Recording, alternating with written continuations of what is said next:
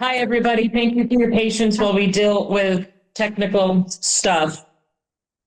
And we do have a quorum, and so I will call the meeting to order at 6:07.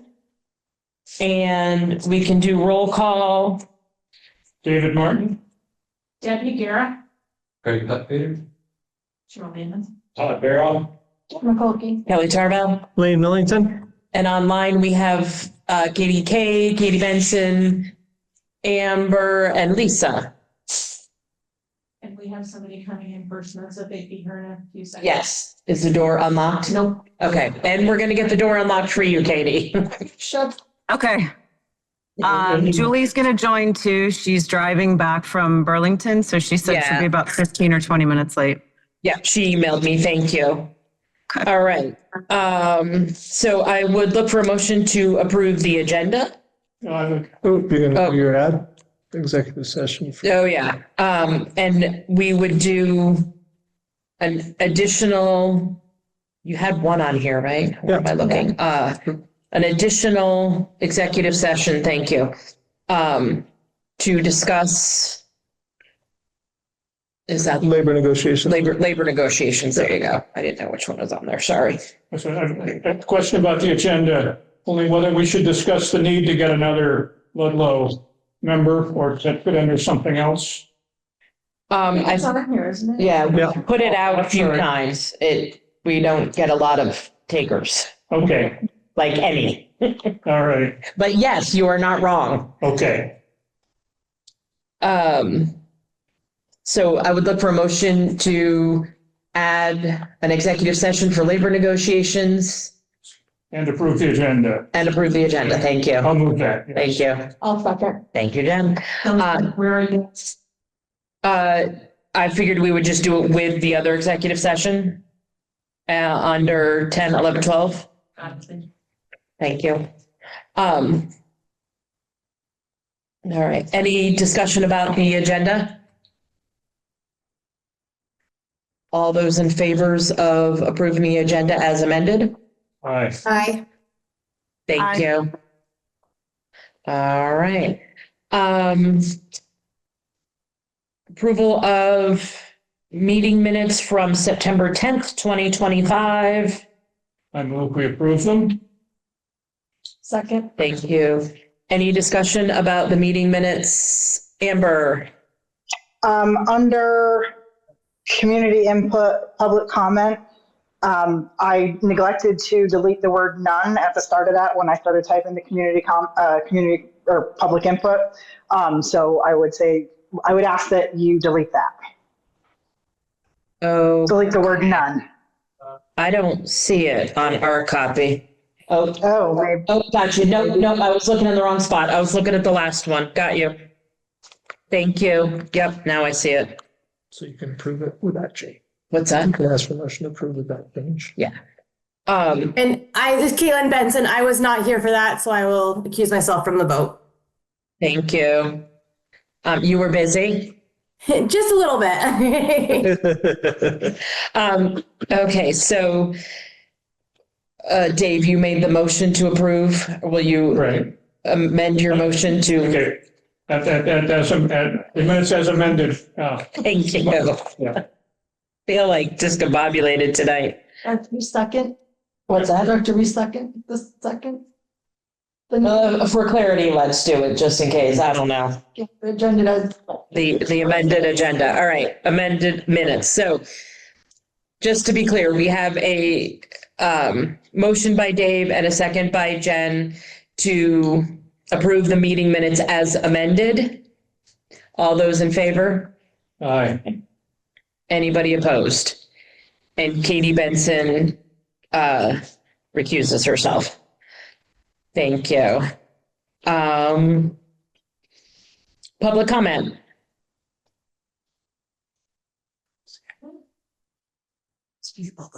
Lisa's public. Yeah, please. Hearing none, I would move to board member comments.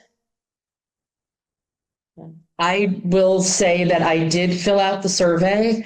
I might have been a little cranky.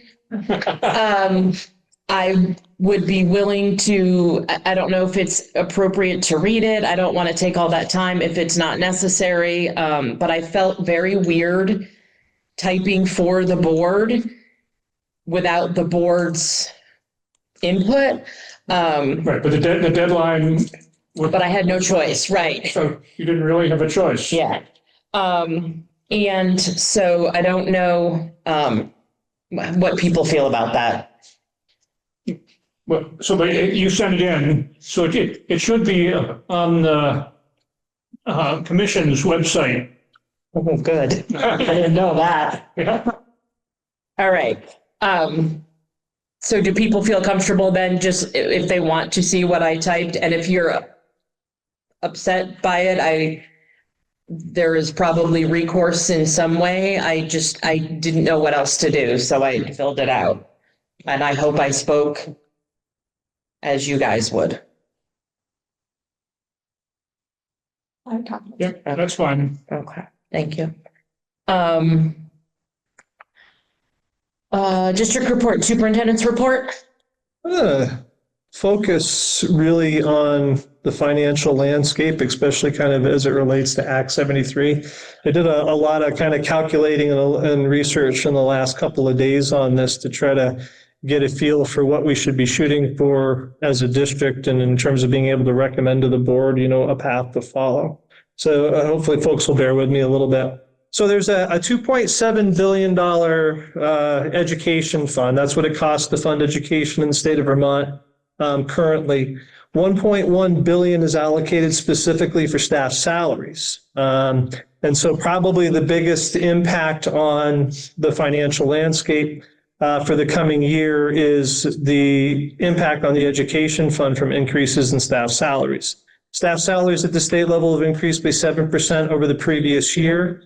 Each 1% increase in staff salaries requires the education fund to contribute an additional $12 million. Statewide projections indicate that staff salaries are going to grow by at least 15% over the next 3 years. The next biggest thing impacting the education fund in our financial landscape is healthcare costs. Currently, about $1/3 billion of the education fund fund the health benefits for staff. And healthcare continues to rise in terms of double digits annually. About 5 years ago, the cost of providing benefits to staff members was $17,000. This year, it will be $40,000. So that's a 13% increase on average over the course of the last 5 years. In terms of the negotiation status, as folks know, the Healthcare Commission negotiates healthcare benefits with the state teachers union. They have deferred negotiations, as folks here brought up in a previous meeting, until at least 2027.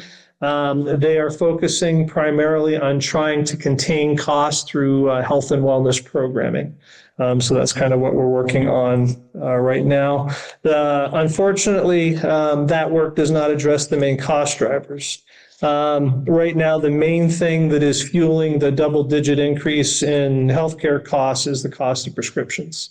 Followed closely by the fact that there is a surge in procedures that are happening still from those that were deferred during COVID. So everybody put off major surgeries and major healthcare actions during that time. And so we still have a large surge in folks seeking to have those procedures done now following the COVID epidemic. Another piece that's important to talk about in terms of the financial landscape is inflation. Inflation historically in the New England area for decades was always about 1.6%. It has been about 3% for the last 3 or 4 years, and it is expected to continue at that rate. And so that's going to have a market impact on staff salaries, right? If it's costing people more to buy things, they're going to reasonably expect more in terms of their salaries.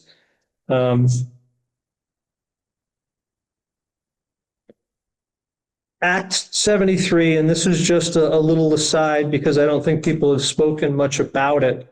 Act 73 has an emphasis on reducing educational costs by reducing administrative costs. And the reality is that the research shows that there's going to be very little impact. It actually was the same fallacy they used to sell Act 46 to folks. Across the nation, about 7% of district budgets is spent on administrative costs. In Vermont, it's 6%. Nationwide was what percent? 7%. State of Vermont, it's 6%. Somebody trying to get in. That's just me, I'm sorry. Sorry. So that when we report people.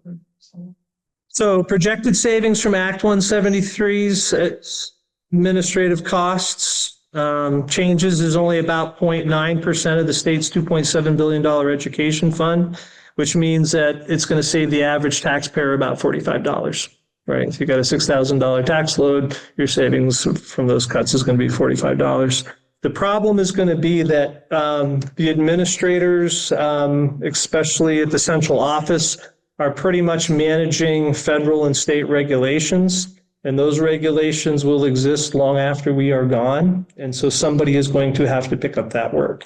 So it will either mean that they're going to have to incorporate a middle layer of management, or it's going to trickle down onto the principals and trickle down potentially onto the teachers. So the work's not going to go away. Special education is actually kind of interesting because it's not a real factor this year. Statewide expenditures in special education have declined in recent years, even as the percentage of students receiving these services has increased to a statewide average of nearly 20%. So in the state of Vermont, on average, 20% of the district students are on an IEP. In Vermont, there are several districts whose average is 48%. So when we talk about TRSU as a whole, we're pushing 30-ish%. We're actually nowhere near what the top could be. We're kind of more in the middle of the state, even though it sounds like quite a bit. Other things that are affecting the budget and will probably have some significant impacts over the next year is there are significant costs related to the environmental hazards in school facilities that the state has been requiring folks to address. The PCBs, the lead in drinking water, and the radon exposure, which the state has not been setting aside funding to remediate. They also had the implementation of universal school meals. There is a growing number of people that are retiring, which is accelerating. And so they are taking more and more out of the education fund to meet those pension obligations, which is not where the money is supposed to be coming from. Folks may or may not know this because they snuck it in a few years back. Cheryl, I'm sure, is aware. But they snuck in a payroll tax to fund early education childcare. So we pay 44 cents for every $100 of pay that we provide to our staff. Other costly mandates, we had the flexible pathway programs that came in. You had Act 46 with its consolidation requirements, standards-based report cards. There's actually been about a dozen in the last 10 years. All of them have had significant cost impacts on districts as well as person hour impacts, and none of them have actually showed any benefit now that they've been implemented. And yet they are still there, and we still have to do the work of maintaining them. And I'm going to put my Act 46 warning out because Act 46 is very similar to Act 73. Following the Act 46 implementation, the average cost in terms of salaries and benefits rose by $1,121 per student to be able to support the students under the new structures. Transportation costs increased by $166 per student, and material costs climbed by $88 per student. The Agency of Education was tasked with reporting on Act 46's financial impact, but none of the three reports were ever released publicly, and the final two were never completed. The state never crunched the numbers, but our tax bills certainly have shown its impact. There was a researcher from Yale who took a look at the impact of 146, and based upon some pretty credible findings, Act 46 actually cost the state an additional $110 million. There were no savings, there was no reduction. And so that's the concern, and the reason that I point this out there is Act 73 is basically Act 46 on steroids. Other issue that is out there that has been fairly unaddressed by the state and has a cost factor is the mental health issues that we're seeing, not just in the students, but in the adults that we deal with as well. We have the ability, we have some really capable staff, all the districts do, who are quite able to manage the students with mental health disabilities, but none of us have the specialization to actually be able to fix the problem. And so, those costs associated with that are going to continue to climb over time unless the state actually puts in some programming at the state level to prevent it from happening in the first place. But just kind of overview of where things stand. My recommendation to the board will be level service. So not level funding. Level funding means the same amount that we spent in the previous year. Level service, whatever increases are required to keep doing exactly what we're doing now. Cheryl did a rough estimate, so I'm not going to throw her under the bus because I'm adding a little bit to it, but somewhere in probably the 2.5 to 3% range is what we're looking at as an increase to the overall budget, just to keep things at the level service. Given, especially now that we're starting to see where the negotiations and things are coming at, yeah, which is a good point. So unless there's questions on that whole lot of numbers. I don't mean to throw you under the bus, but I have a question.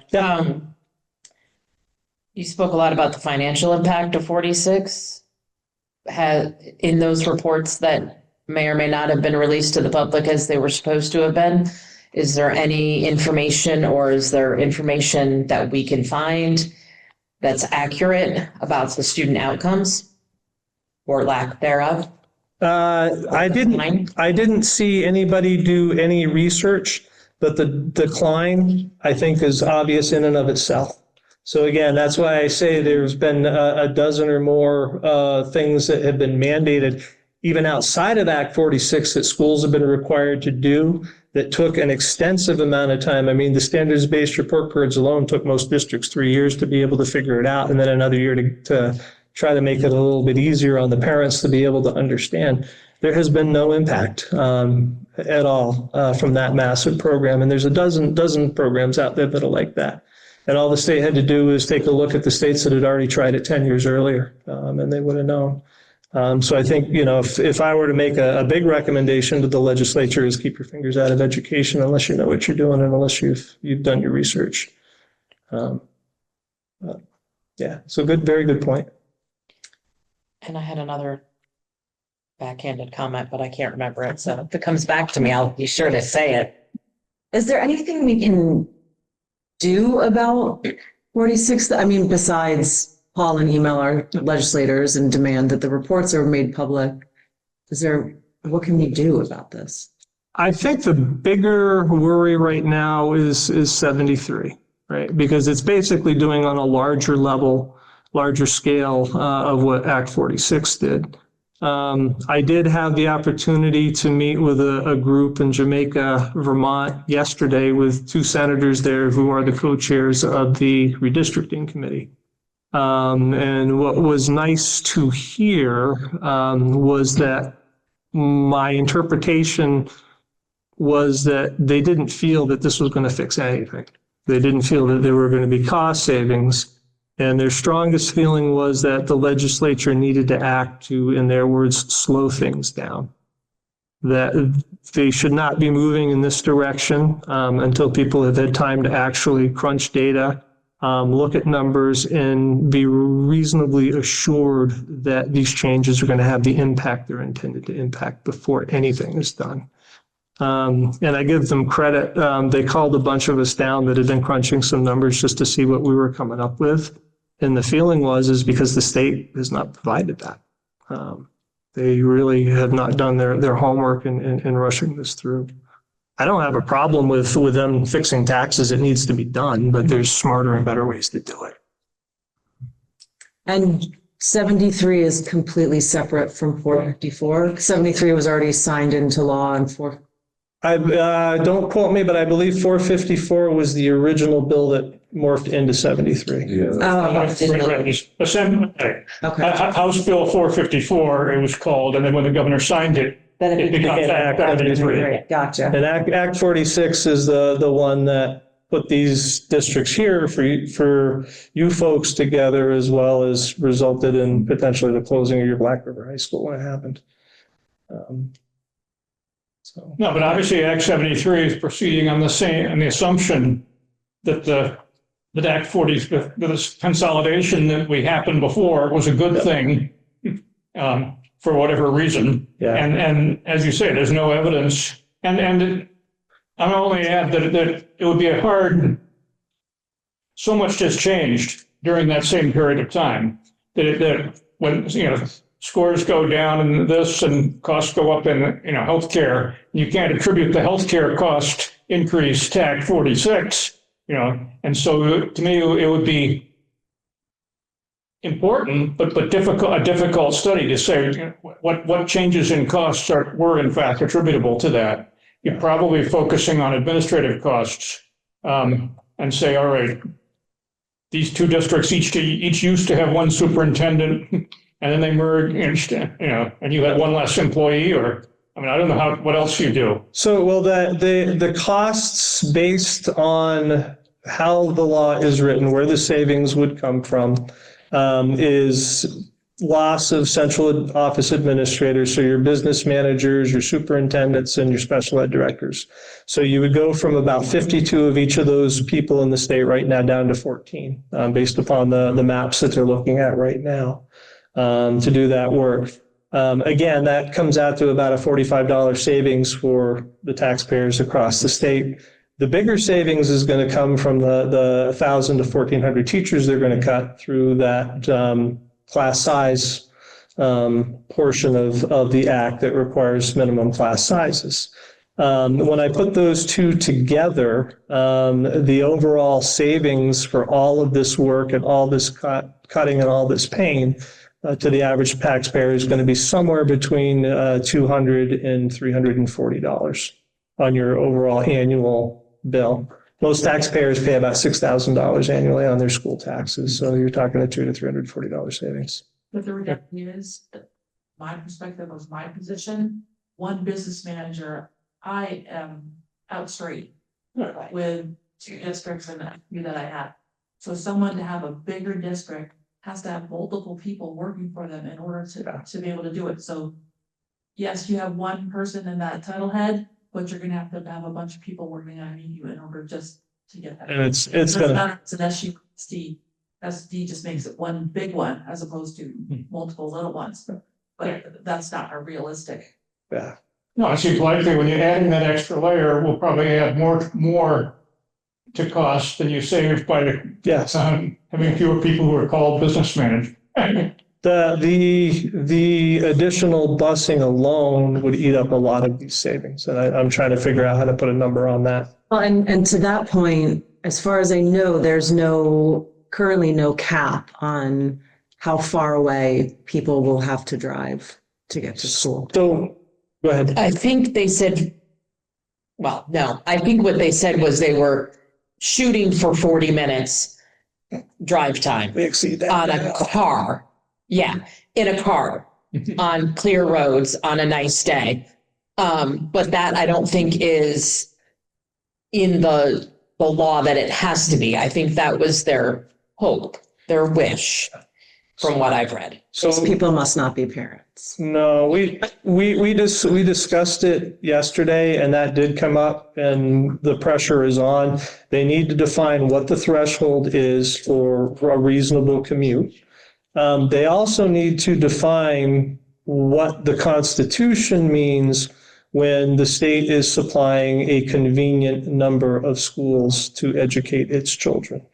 That's a requirement under the state constitution, which they have not done. So they can't reasonably actually even go through the redistricting efforts until there's agreement on what those two things mean, that you brought up. It's really important.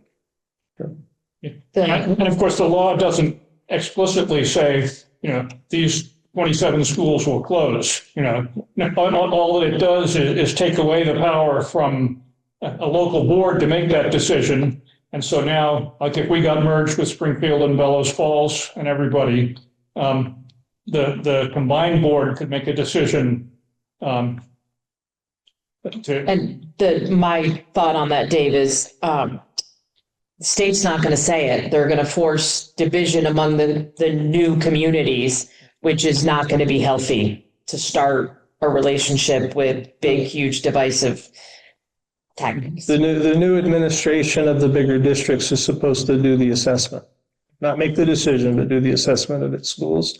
But to combine the two pieces, so what came up yesterday, which was nice to hear, was Cheryl's piece, and what a lot of the superintendents are saying is, yeah, the supervisory union model is tough because we're not educational leaders. We basically serve the board and try to make sure the governance pieces are happening, because that's all we have time to do. Matter of fact, I had to pull back from my principals meetings probably for quite a while now, because I just don't have time to get to them and get everything else done that needs to happen. But the combination goes along with the idea of local voice. People are pushing for the supervisory union model because they want to preserve local voice. And so the question that I put on the two senators was, is there a way to preserve local voice without going to supervisory? Because you're not going to be able to do both. If you have the supervisory unions, the system will fall apart, or you'll have such a big layer of middle management that it's going to actually cost you more. So it's an interesting question when you combine those two pieces. I have very personal grievances with this topic, but just from a fiscal perspective, how are we kind of considering AI efficiencies for some of this? It hasn't been on any of the topics that have been discussed so far. I do know that across the state, it is one of the things that the state teachers unions understandably are concerned about, as they don't want it taking jobs away from teachers. But I haven't seen a bigger discussion than that. I wouldn't say AI efficiencies in terms of teachers, but in terms of like Cheryl helping you, like with reporting, or, I don't know if there's any way, because I don't know the ins and outs of what you do, but. Got the name of the program that we used. Who's that? It's bug me now. With TRSU, we had tried a package that would put the stuff online, and so it would interpret the data that I put in. But there were so many nuances of the assumptions that we made that they didn't, that it really wasn't. You still need a human to go in and check all the numbers, and then for like generating principals reports and things like that, like it does very good, and this is more of a general comment based upon the little bit of research I've done. Right now, it is very good at taking what is already out there and re-speaking it. Mm-hmm. It is not good at creating new. So looking at what's out there and creating something new from it, it is very poor at this point in time. It will get better. Yeah. And so I guess a lot of it depends upon, how much do you need? If it's just reiterating a policy or making a decision based upon a policy, AI can do that. Yeah. If it's creating a new policy to fit a new set of circumstances that have not occurred before, it's going to have a little bit of difficulty. It might get it right, it might not. So it's a good discussion. Just thought I'd bring it. Well, I can imagine improved software to help teachers identify specific issues with specific kids and to suggest approaches. But it's not going to be automatically happen. It's going to take some number of years for the companies that are out there to improve to use AI in their software and to make it useful. And so sure, it's possible. I think at least for when I use it, it helps expand my own thinking right now. It doesn't do a lot of the actual thinking for me. But again, I expect that's going to change over the course of time. Yeah. Well, the more it's used, the smarter it'll get. Yeah. Right. I use it sometimes, and it's hit or miss whether I get something usable or not. And sometimes I have to type in so many follow-up questions to make it do what I want it to do that I just give up and make it myself because it's quicker. My other comment that I wanted and then forgot is, how is there research, or is there conversations at any level about taxes and how communities have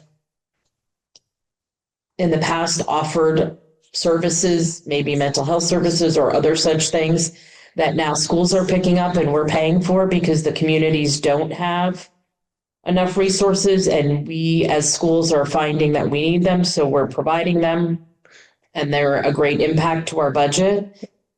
And we're voting on that whereas those other agencies' budgets don't really get voted on, they're not put to the public. Is that an accurate, do you think? Yes, and a lot of that, we go back kind of to the mental health piece, it's the old upriver, downriver story where you've got the suicides happening in the big city and the people are jumping off the bridge into the water. They're floating down the river, and the town that's picking the bodies out of the water gets really, really good at keeping people alive, but they're damaged, right? They're damaged, they're crippled at that point in time, where the real solution is to find out why they're jumping in the water in the first place and preventing it from happening there. The state, and at least in my time back in Vermont, which is about a decade now, the state itself has been silent on that need. People bring it up, but I have never heard discussion of it at the state level. That, yeah, this is something we've got to address. We've got to do something about the mental health crisis, and it has to happen as a first point of contact, not as a cleanup afterwards.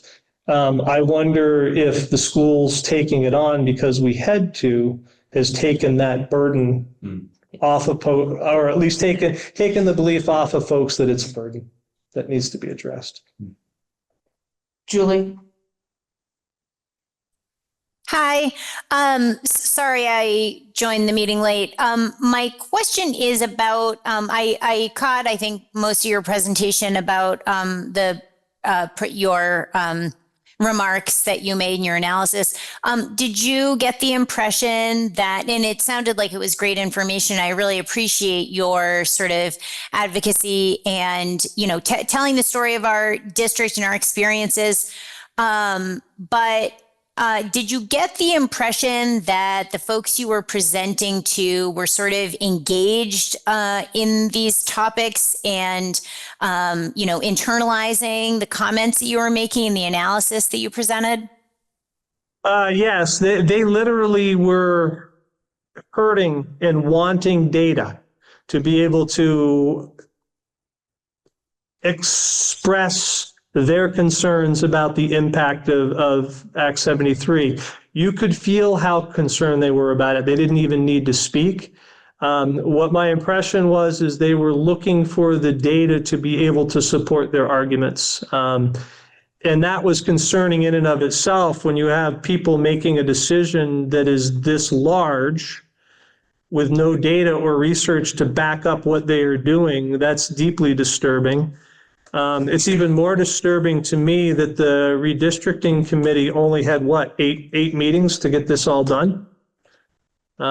So yeah, I appreciate that. Yeah, my feeling was I could literally feel it without even having them speak how concerned that they were, which I thought was which is a very positive and good thing.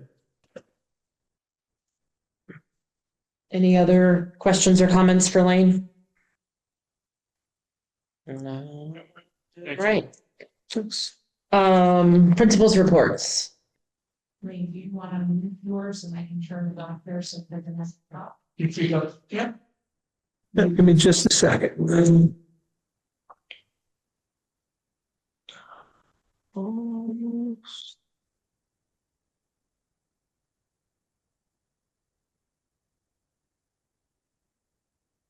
Okay, so you Okay, microphone and speaker on. all right. So can everyone online hear me?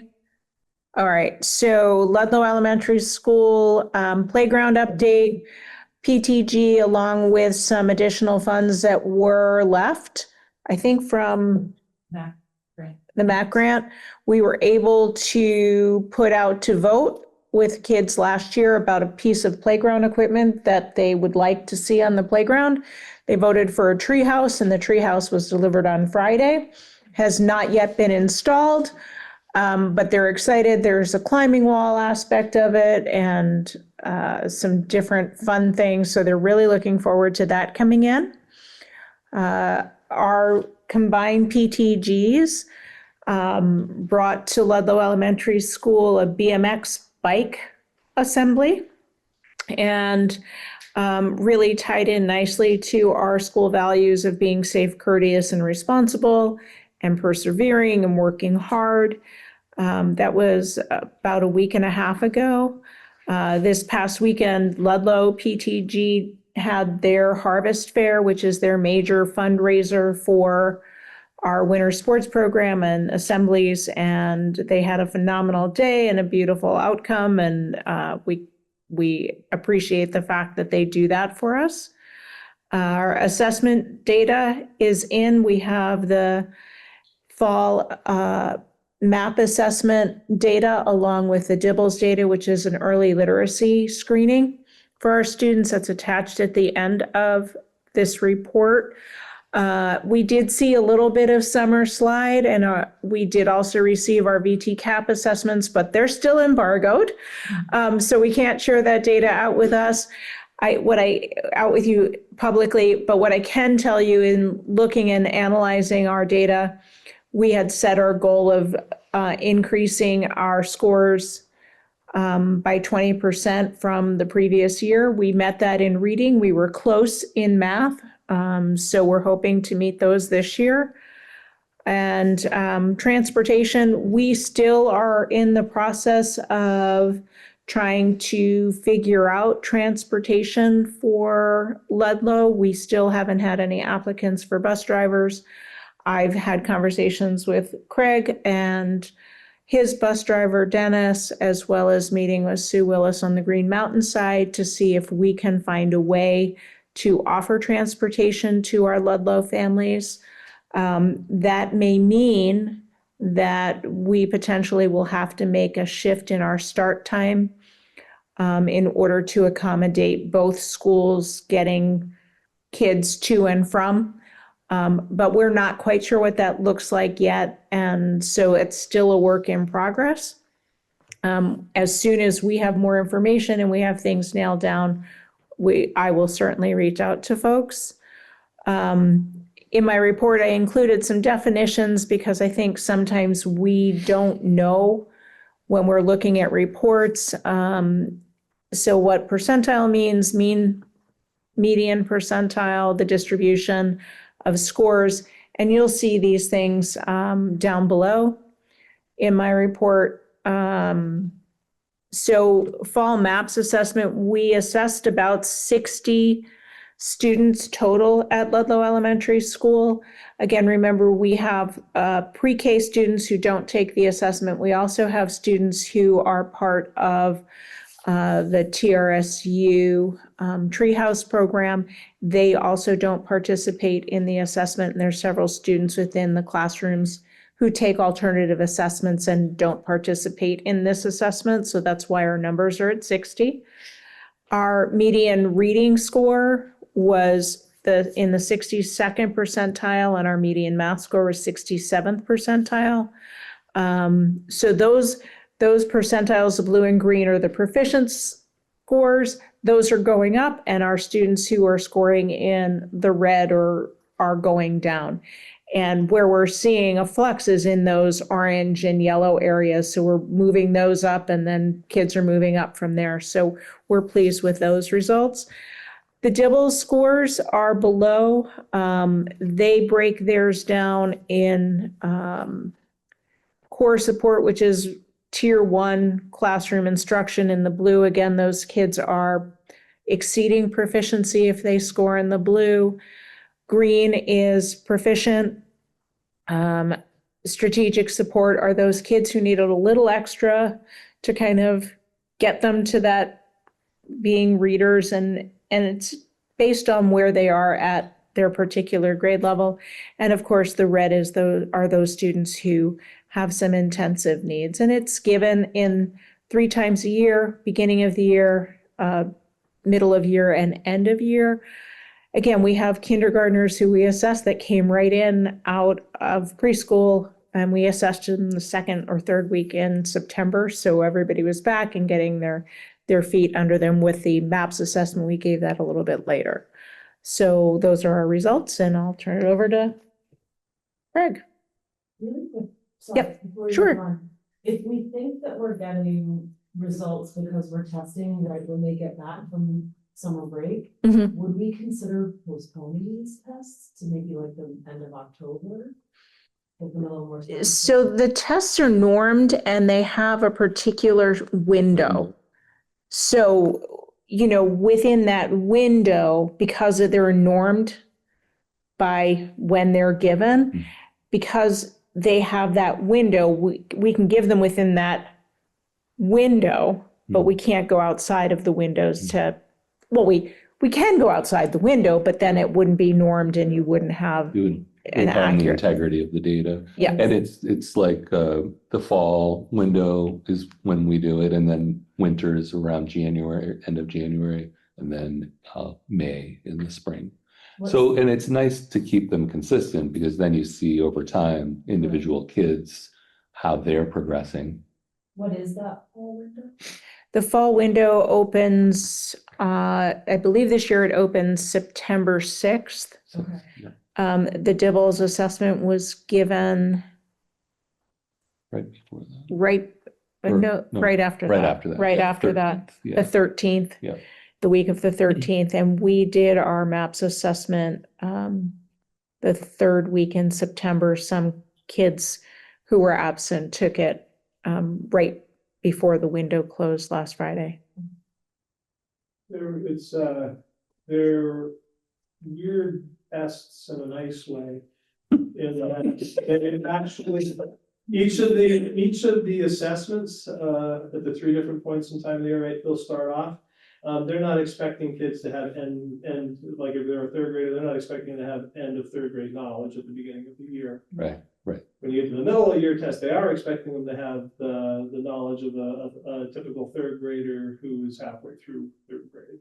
And so the test actually changes a little bit, gets a little bit more difficult and expects a little bit more as they go through the windows. But the windows are important because you're comparing to a national sampling. And so everybody's taking it at about the same time to keep things consistent. It also helps us during our data teams when we meet to really look at, these are in most cases new kids to new teachers, gives them a sense of where they are academically, what skills they need to focus on. And so we take a look at that and then we build our intervention groups and our classroom instruction according to, we see that there's a huge gap in geometry. Maybe I'll work on geometry, or there's a huge gap and these kids don't remember how to tell time. So I'm going to spend a little extra time in my morning meeting or during a math center time to make sure that I focus on that. Yeah, that makes total sense. I was just thinking that if we delayed it, we would get better results, but in a way, it's almost nice to not have good results so that you can see progress. So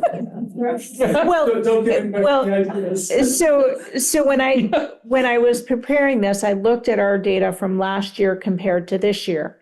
And last year we had about our number of students who were proficient at the beginning of the year has increased. So that's a great sign. And so we did something right last year, and there wasn't as much of a summer slide as we had thought there might be.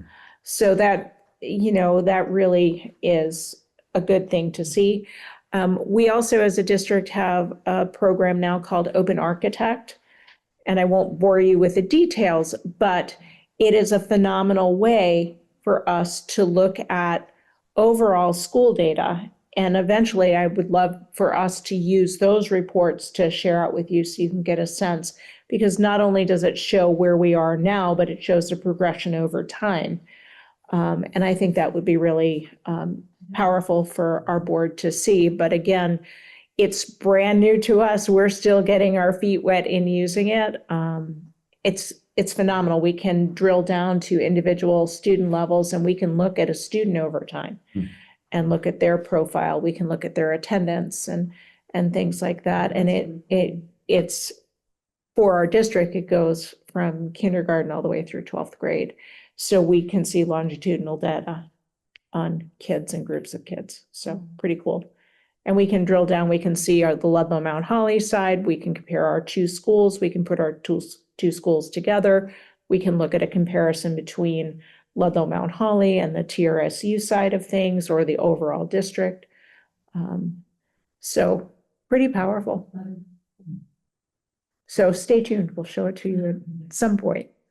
And I'm impressed too. I mean, I have to manage Adobe dashboards with data and it's like blows my mind. So the fact that you're doing this is very impressive.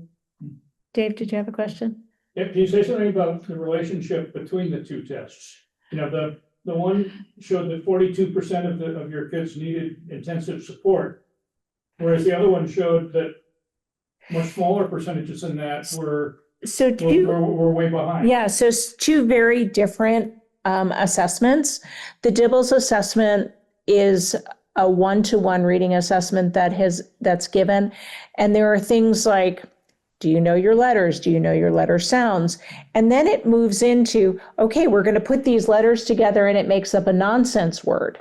And now you have to read the nonsense word. And so there's nonsense word fluency, there's regular word fluency, and then there are passages for reading and writing.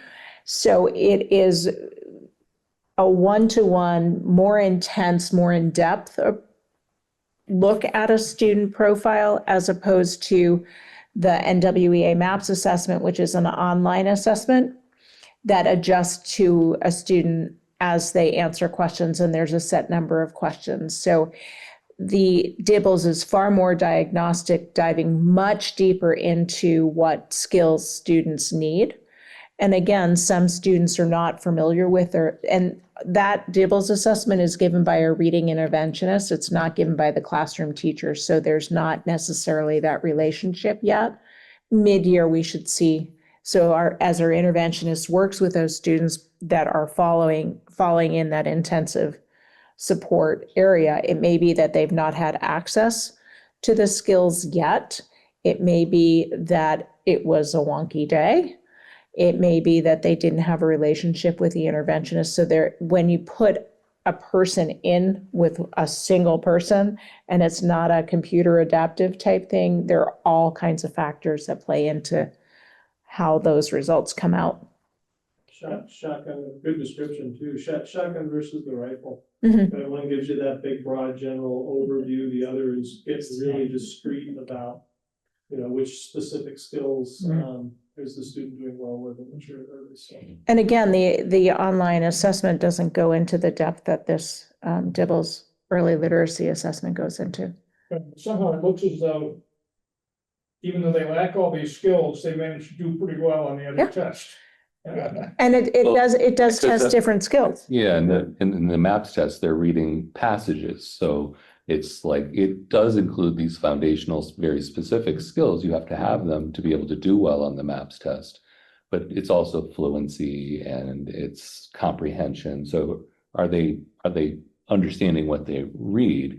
The Dibbles shows us a lot of more very specific individual skills that really inform our instruction. And they can't do the phonics, but they can read the words and understand the paragraph anyway?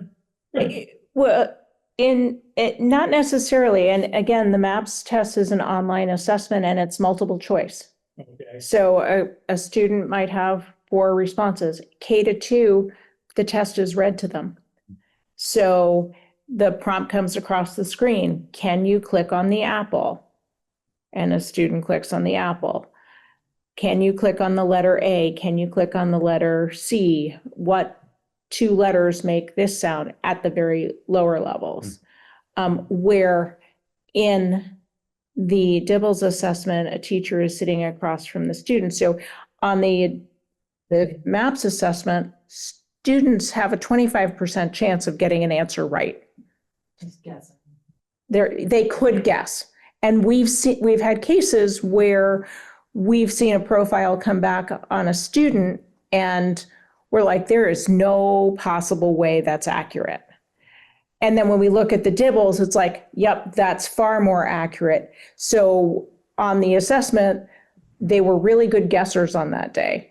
Where in the Dibbles assessment, we're seeing, do they actually have that one-to-one correspondence when it comes to letter identification, letter sound, word usage, understanding nonsense words and things like that, and applying those phonemic skills that a computer adaptive test would not necessarily be able to accurately. Yeah, that makes sense. And Okay. I know in high school, I got very good at multiple choice tests, without knowing what the real answer was, by reading the alternative. Eliminating the Yeah. distractions. 2 out of the 4, and. And Yeah. with a pretty good shot. I was just looking to see one of my kids would say this and they heard me saying this, but I have one that just flew through the MAPS test and had a terrible score because she didn't want to take the test and just flew through Yeah. it. And then the Dibbles was a completely different result. Yeah. And so when we meet collectively and when we talk about kids in our data teams, we take all of those things into consideration. And it's like, oh, so is this accurate? Are you as a teacher in the classroom seeing this? Or Right. aren't you? Yeah, there's all of the, classroom assessments for everyday math and for EL, and, there's a lot of data because kids are complex. All right. Sorry, Craig. Thank you for all. You're welcome. I'm gonna have you shut your first and then I'll turn mine back. Do you want Craig to present? He didn't talk yet. Could they see yours? They can see them. Well, I don't know whether I'm not projecting that. No. It's just in the report. I was just looking at it. I didn't share my screen. But I turned the sound on here so they can hear you. So I should talk Yep. that way. Okay. Yep. So my report is very similar to Deb's. We had our open house on Wednesday, the 25th. It was very well attended. We have 11 new students and we have another one joining next week. We we've always done an ice cream social, but we've never put them together with the open house. And we got really positive feedback that people liked that full 2 hours. There was a lot of time to get to know families and spend time with teachers and hear about volunteer opportunities, do paperwork. And the book fair was much more, evenly attended so that there was not such a crush of people rushing in just in 1 hour. So that's something we'll plan to continue in the future. Deb talked about the BMX assembly. That was wonderful. The kids really enjoyed that a lot, and it did align with our values. We're coming up this weekend with cider days, so they're doing the traditional super kids and making the bowls and the mugs. This year is really exciting, and running the booth and all of the same information about assessments and assessments going home the day after tomorrow to families and kids. Transportation, Deb hit all of that. So you can see in our data, about 65% of our students in math are in the blue and green, and 61% are hitting it in literacy. And you see the similar trends of fewer kids in the red and kids moving up from red to orange and then orange to yellow. And we're on track with our SIP goals, making 5% achievement goals each year. And our DIBBLES has a similar pattern, that shows more kids in need of strategic and intensive supports. But again, for all the reasons we just discussed. Any questions for Greg? Thank you. Switch.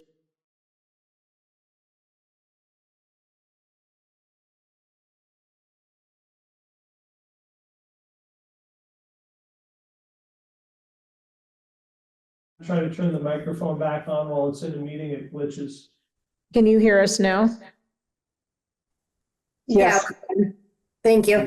Yes. Awesome. But the other thing, if you ended up taking a loan on it, and then we got redistricted, you wouldn't be paying for the bulk of the loan. Oh, that's interesting. Well, the thing is, when we get redistricted, we don't want to be taking on the burdens of other people that already have loans either. Right. Right. So when we combined before, everybody's good. When we combined before, our everything was consolidated, right? And it got divided out over a bigger number of people. But we have no idea what would happen, right? So I hear what you're saying. I also hear what Cheryl's saying. So I will say the partial that they gave us an estimate for is definitely the most in need part of that building that needs work. So what should be our decision-making process? I mean, A set of dice? No. do we need any, right? I mean, I would like to know, and maybe this isn't, and I'll read more in depth, but I would like to know if we choose the partial, how many years does that guarantee? I think it's a 30-year that it might have gone up, but I think it's a 30-year on the shingles. And, you know, the workmanship, that would be on whatever construction company, you know, would guarantee on their workmanship. but if we did the partial, then how long until we need to do the other half? I mean, is it 2 years away, 5 years No, away? I don't think it's 2, but I mean, what was that roof, Craig, when we did the bond? Was it already at 20 years? Well, they did the roof when I got there. 25. Right. 22 years ago. Yeah, so, you know, you figure 30, if you get 30 years or so out of your roof, you're in pretty good shape. So you're, you know, working on end of life for the roof. For the whole thing. Yeah. That's the one that needs the immediate. Yeah, rule of thumb on a building like this, and of course, that roof structure is different. For a building like this type of roof is 20 years. So the prices, I know one is fairly large, but I was expecting it to be more than that. So, and for a complete, there's a lot of roof there for the whole building, dug the whole thing, the gym, everything. No. And I don't think 22 or whatever years ago, the whole roof was done. Am I correct? I believe it was just the front half before. I am sure it wasn't the gym because the gym was very new at that point. Correct me if I'm wrong. That roof, the gym roof, right, with the addition, I found documents on that. There were problems. Right, they had to come back if something wasn't right. That was before me, so I don't know. Because it was Jim Van Host notes were involved in it. Yeah. Yeah. But I remember. They phoned the whole thing that summer, right? That's what I don't recall. I mean, I don't know that it's pertinent either, but what I know got done is from the firewall forward. From the firewall to the, you know, the little hill there, I think it's always called it back. I'm not sure about the gym roof. I don't think was done because it was only 3 or 4 years old, if that, when we did the front roof, right?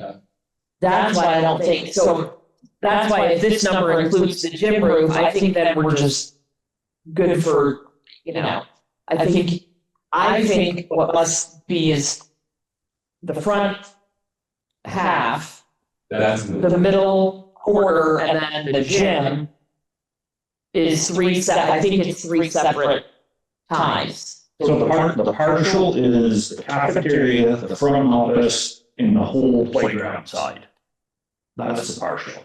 Right. But not the gym. Not the gym. No. Right. Oh, the okay. whole playground side, both sides, parking lot and playground. No. Just. Yeah. Oh. Yeah. Not the wing, just the, Yeah. okay. Yeah. That's the most immediate issues that you're gonna have in the near future. That area over my office. Yeah. Bathrooms. Yeah. That's. Yeah. Todd, what's the, like, what are you looking for tonight? I'm just giving you this information, Okay. right? I mean, you would ask Wayne to ask me to get these for you, so that's, you now have the information that you guys requested. But at the same time, you're feeling like time is of the essence if we're gonna book for the summer. Yeah, if you're gonna, if you as a board decide that you want to do something this summer there, now, maybe I should tell you about the PFAS project too, and you may not wanna do that much work on one school all at one time, because the PFAS project is gonna take off in a year. And I'm gonna apologize to Craig, because he's just gonna hear this for the first time tonight, because I just found out about this. But they're not in the schools. They're not, but they're gonna be on the property, building, and, I mean, we could. Yeah. What is that? Oh. Where have you been? So there's been water from all over Long Creek. No, 19. It was just before COVID. 6 years. So they've been drinking bottled water at Holly. Probably also has PFAS in it. The state, they're involved in this, and back and forth, I've reported 25 times maybe on PFAS, but anyways, long story short, we'll switch gears over to PFAS. We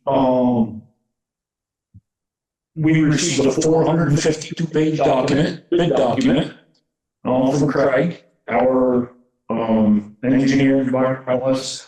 The documents, Cheryl sent it to visit to make sure the insurance is all right, 452 pages. I talked to Craig extensively today for about a whole bunch of things. Other Yeah, so the funding programs are in for final review. There shouldn't be a problem.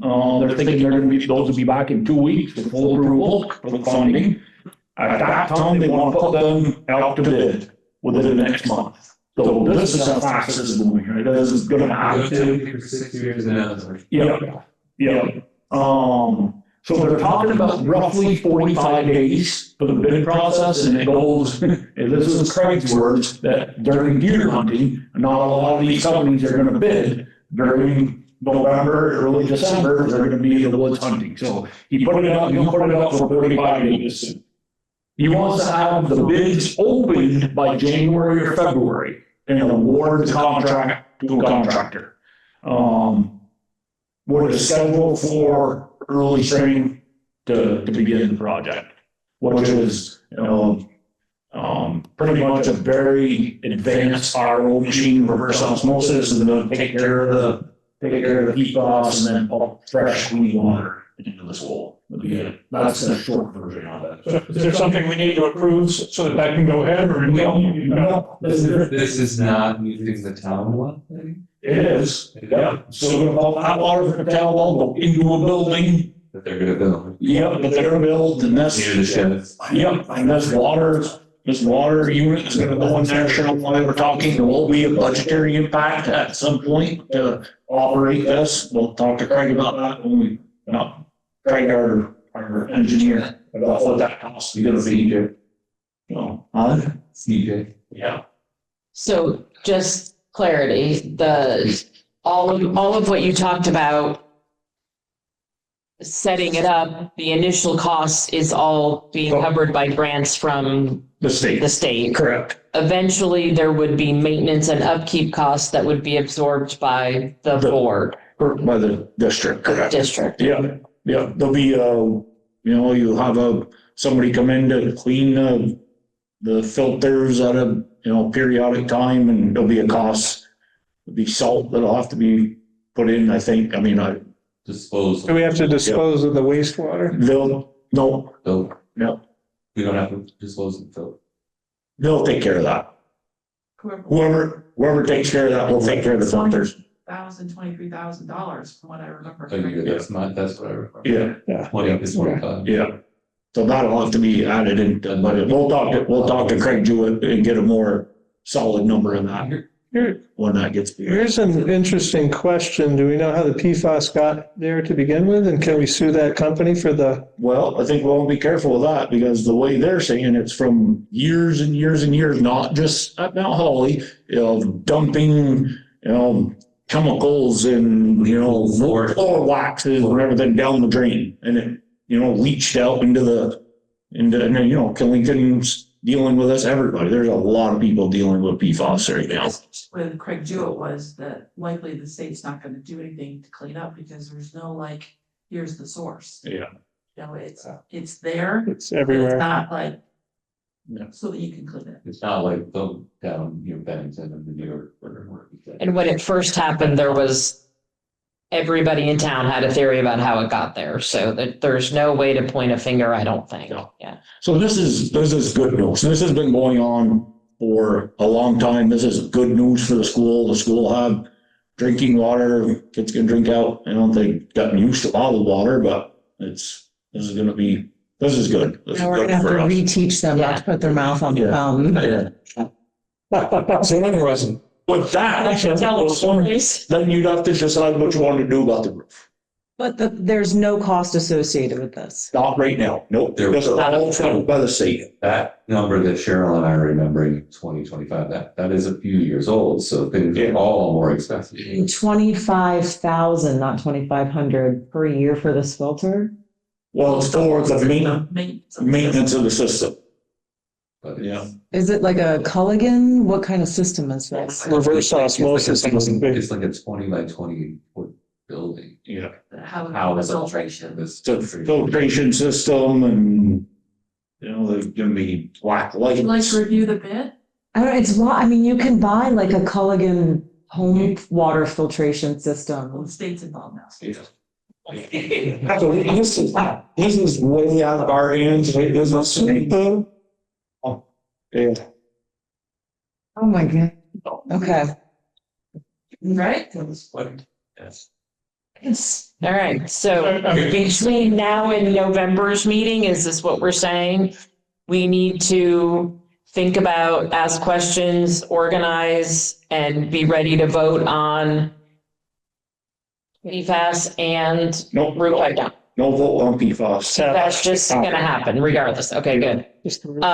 And then the roof. But So, when we vote on the roof, keeping in mind that we will Right. have this Yeah. upcoming cost. I don't think there's gonna be a problem, like with time and what goes on at Mount Holly. They're just, if you decided to put a roof on and the PFAS project went on, there'd be a lot going on there in the summer. Not that it can't be done, but just so everybody's aware, that would be a lot.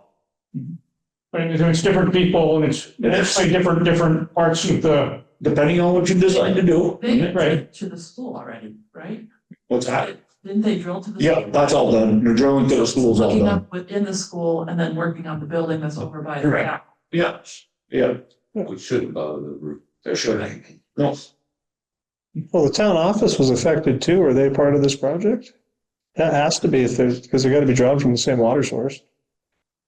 The town has, like, the office has their own. they have their own well, but it's It'd be the same aquifer. proximity. they don't want to test They it. haven't tested it probably. Yeah, the state hasn't required them to test That's it. probably what it You is. don't open the mail, there's no bills, right?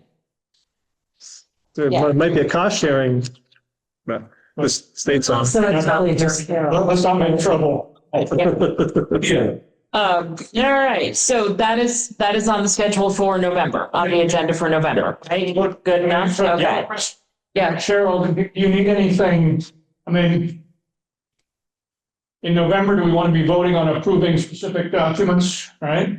no, No. I think that we have to, one of the questions that we'll have to answer is if we're going to fund it out of our capital reserve, or are we gonna go try to get a loan or a bond for it? I didn't really look at the number very closely. I would say build it in the budget.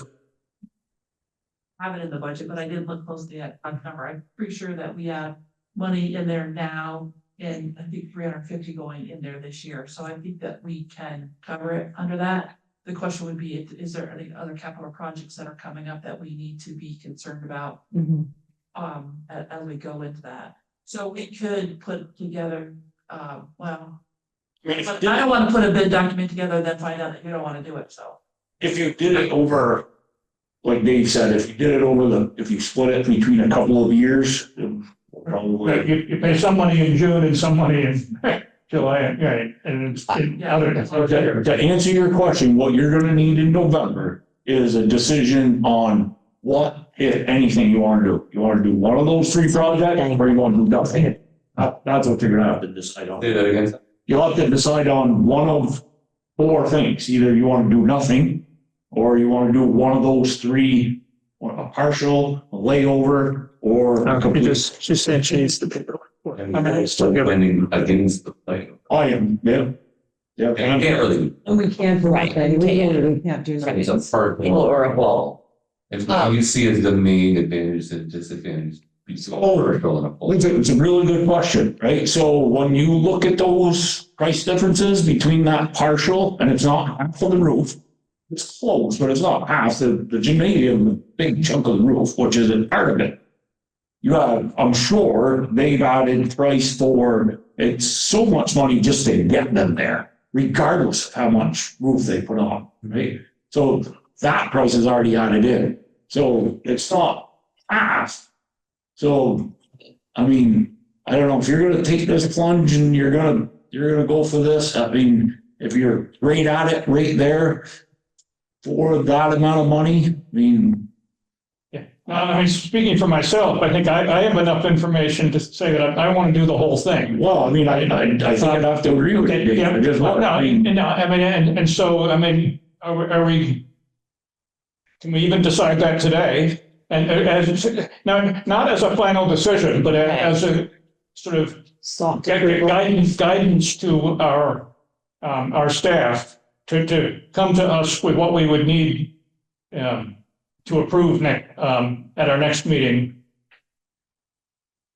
I think I, at this point, would be in favor of the whole thing. I do have one question that maybe I should ask out loud. I don't know. Well, let's go for it.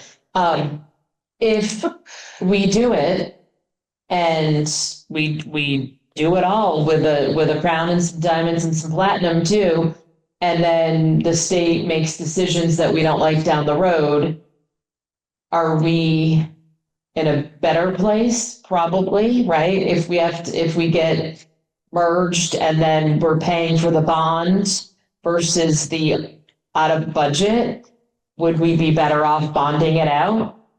So here's the other thing that we don't know, all this capital reserve money.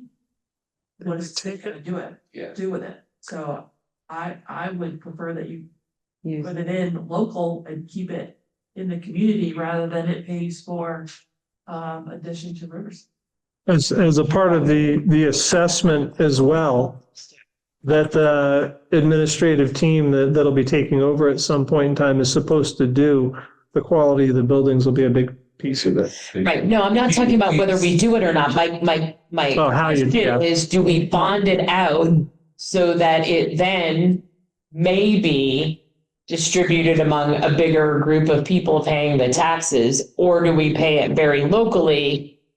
That's my question. Your bond's gonna have to go to your taxpayers, and so then you can't go out to bid till after March. They have to, right? Okay. So All right. there's a key question in there. If you were to pay for it out of, like it was put into a regular budget, everybody across the state pays for it.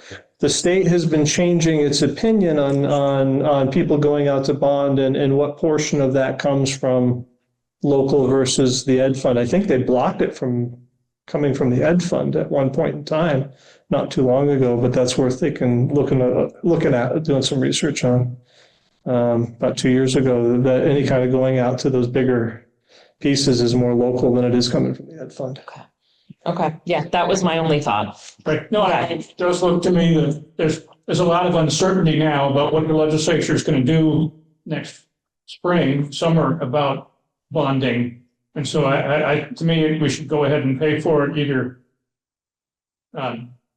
in 1 year or two, depending on how much is left in the Capital improvement. and as we work on that budget.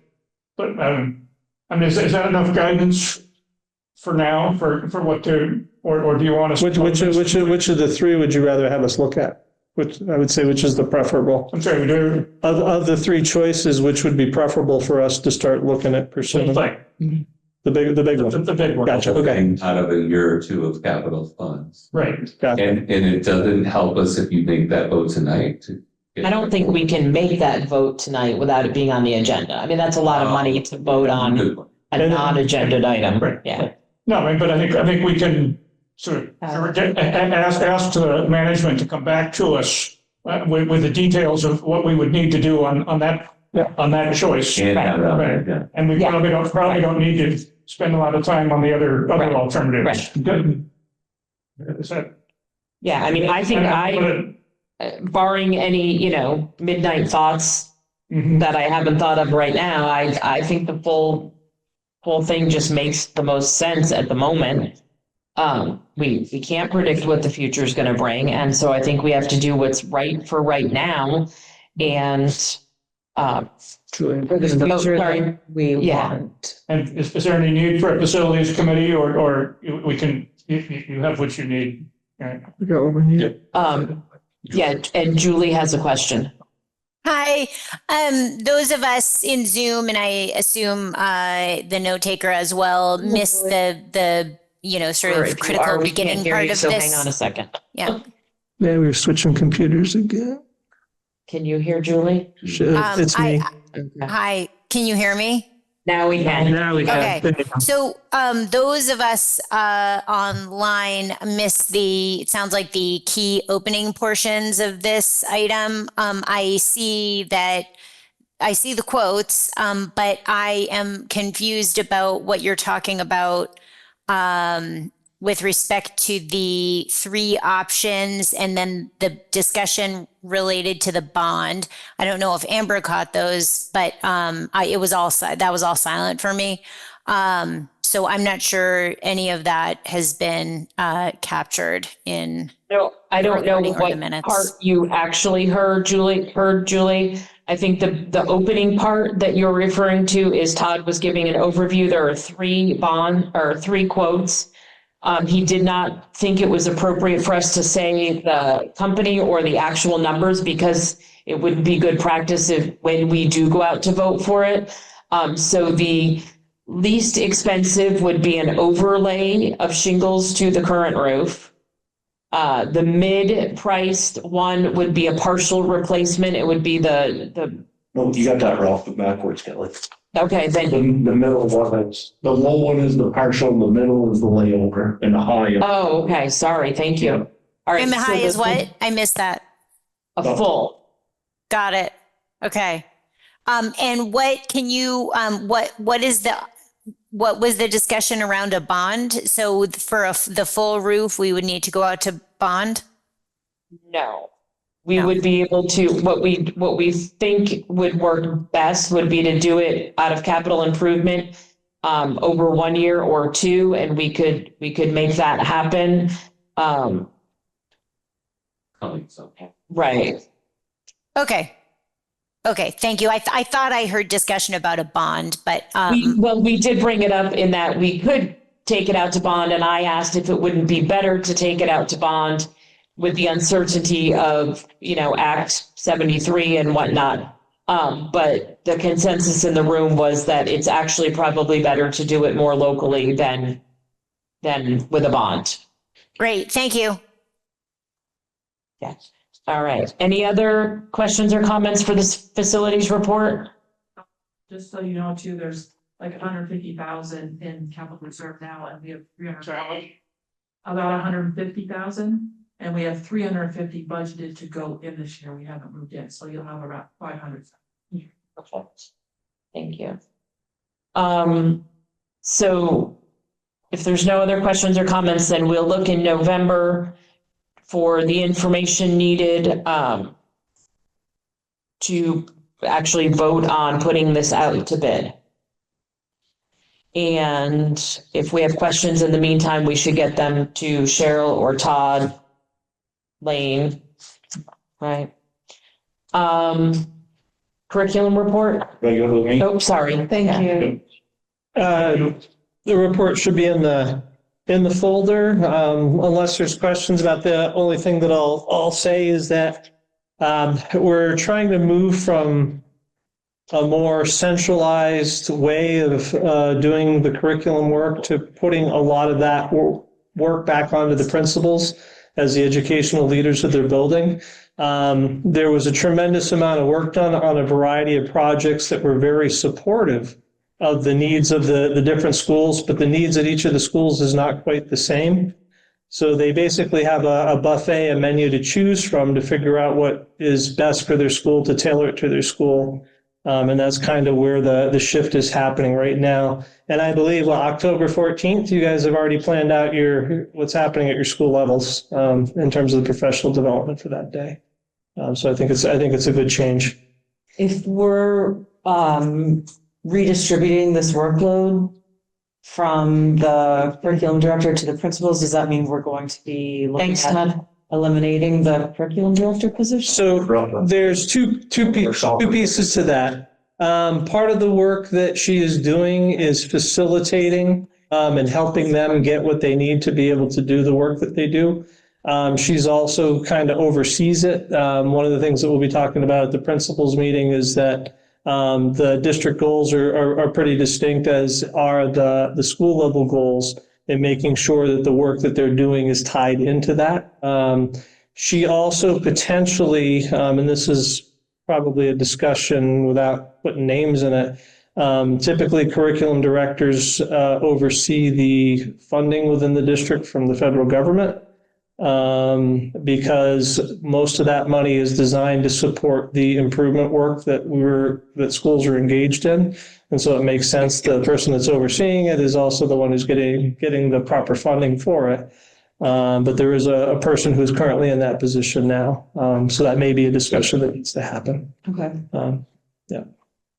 I mean, I would only ask in the reports, there were a lot of acronyms. I had no idea what they were. Yeah. Okay, and so besides spelling them out, it would be helpful to explain, in a sentence, what it does, OGAP. I don't know what OGAP is, or, and even if I knew what it stood for, I probably wouldn't know what it did. It's acronyms. Any other comments about the curriculum report or questions? All right, financial report. Okay, so you have the financial, and I did the updated that David had wanted, where it compares current year to the prior year. I'm not sure if you see a benefit in it. If you don't, let me know, because it'd be one less thing I have to do. Overall, I think we're on target with the budget, our overage. The one that I know off the top of my head is the principal salary.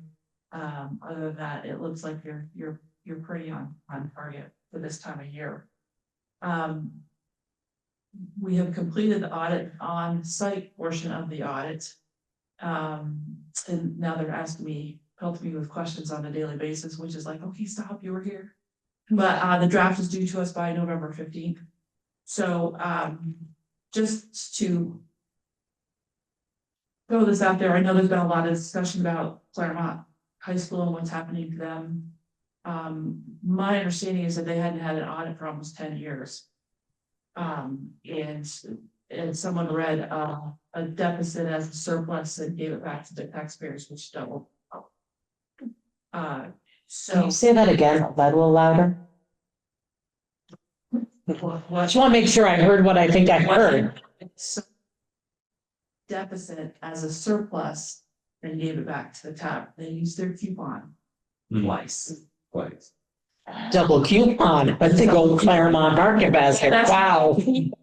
That's probably one of many issues that happen there. But I just wanted to reassure people that we get audited on an annual basis. We had an auditor that came and spoke with you last spring, which is good for you to know. In my view, that's my report card. And so I do encourage you to have him come and speak, and also to look at the report. I know it's not exciting reading, but the information is in there about the state of the district and how we're doing. Cheryl, is there a difference in Vermont versus New Hampshire? Yeah. So Vermont says we have to be audited every year? Yeah. By law. And on the federal level, if you have more than 750,000, well, actually it's $1 million as of July 1. If you have $1 million worth of federal funds, you have to be audited annually. But someone told me that was every 3 years, but Vermont does it annually. Okay. So we're not we're not doing more just because we're doing more because Vermont says we have to, which is a good thing. I'm not criticizing, I'm just Yeah. clarifying. Okay, Yes, perfect. yes. Any other? So just next month, our hope is that we come back to you with the first preliminary budget. We have a lot of work to do between now and then. So my last question for you is about the VSBA.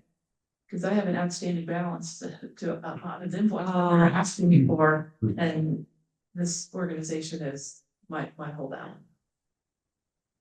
How much is our portion of that? Are we making a huge headache for minimal impact for you? So the entire bill, It's like 7,000 district wide. Right. is 7,816. 60, and it's generally about like a 1/3, 2/3 split. So $2,400, $2,500. People have thoughts about the current state of the VSBA and whether we should continue with our holdout of the $25-ish $100 you just said? I thought we said at the last meeting that even if we chose to express our, that we were leaving the organization, it's still at like the overall TRSU level. So it's like, we can't not pay because it's the whole district is paying this bill. So like just Mount Holly Ludlow, we can say, we don't align with what you're doing, but we can't say that we're not paying because we We're can't. essentially paying it through an assessment anyways. TRSU bill. Right, right. So I think we have to pay, I mean, we can vocalize that we are unhappy, but I think we have to pay, right? Looking at me, but that's your call. Well, you're gonna be voting on probably 20 policies that were developed by the VSBA that are mandated policies by the state of Vermont in about 5 minutes, so you are getting some value from them. They're the ones that write policies and pay for the legal team that puts them together. Do people have thoughts or want to make a motion for Cheryl to or not to pay the VSBA our Ludlow-Mount Holly portion of the TRSU bill?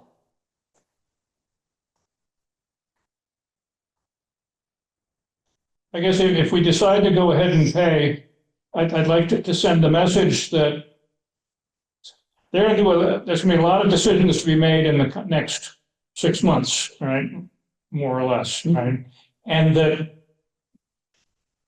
if we're not happy with the way the SBA approaches those decisions, right, then we would ask for next year, the TRSU to decide to withdraw, right?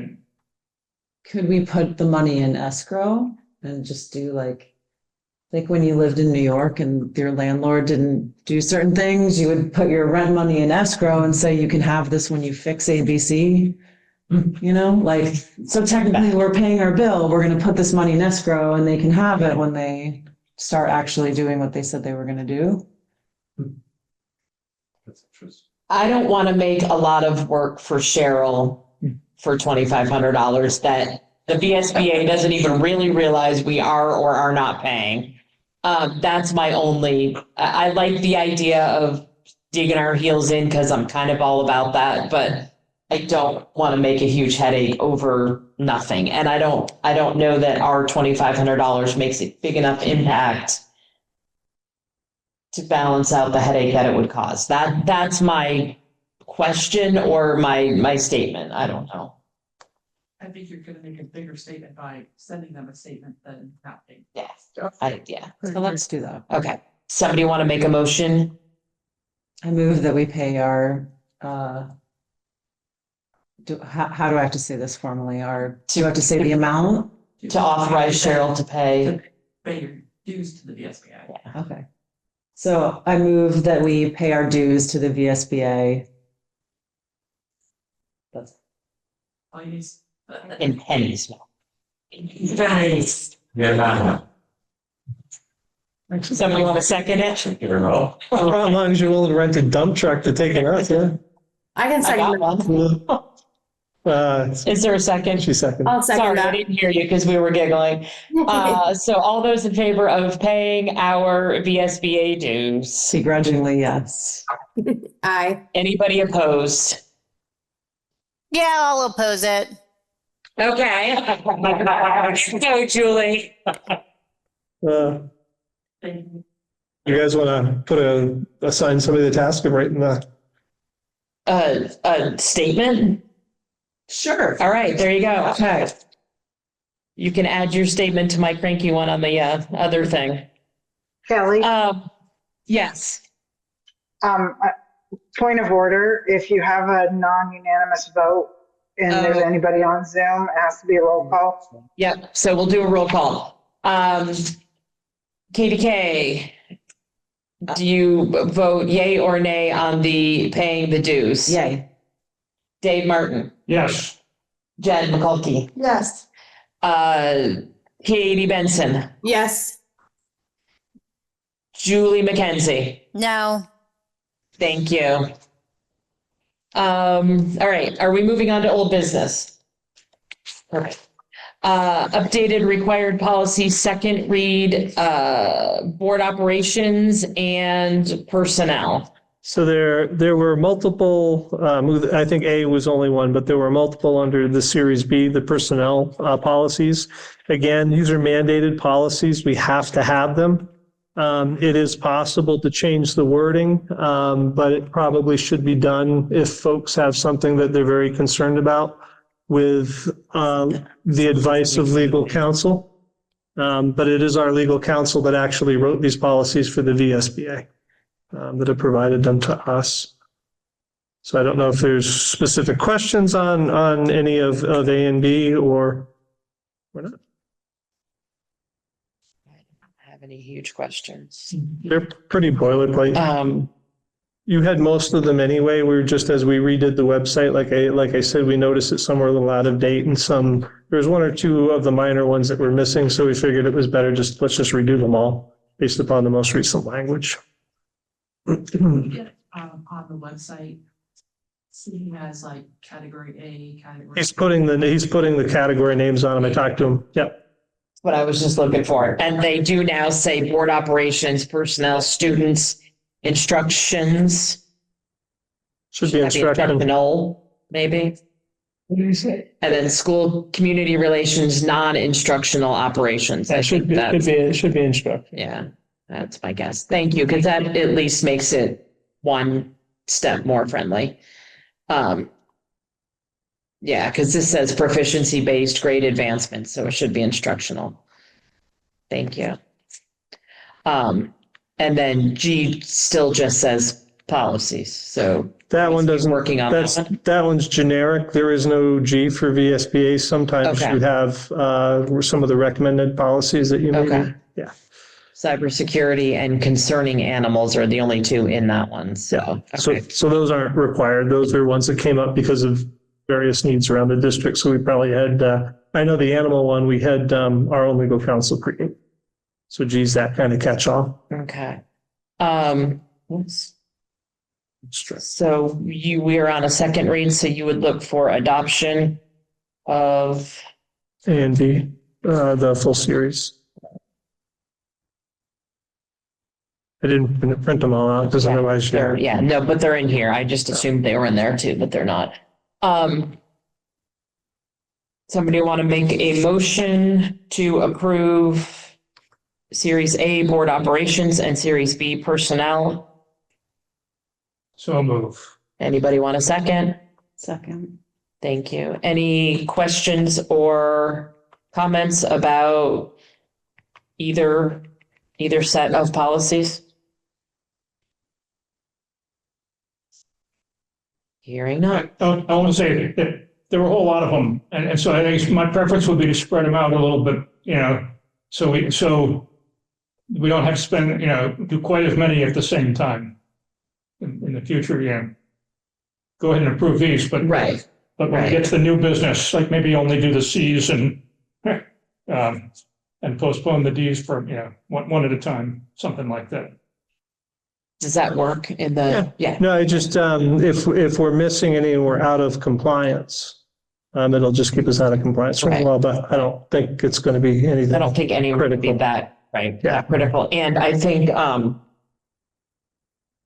don't know, I had a thought, but So is it may, if we do like one series at a time, of course, you got the couple of biggest ones up front that have the most policies in them. all right, so we have a motion and a second, correct? Right. All right, and we will do less in the future. All those in favor of Series A and Series B in their entirety? Aye. Aye. Aye. Aye. Thank you. Anybody opposed? Perfect. So those have been approved and we'll do C in the next round only. And then you can table D. Yeah. Monitoring information support staff contract board ratification vote. That's been moved to your executive session. Executive session. Okay. Teacher negotiation update. Actually, I'm going to say it was more positive than it has been. Good. We had a meeting, was it Monday, Cheryl?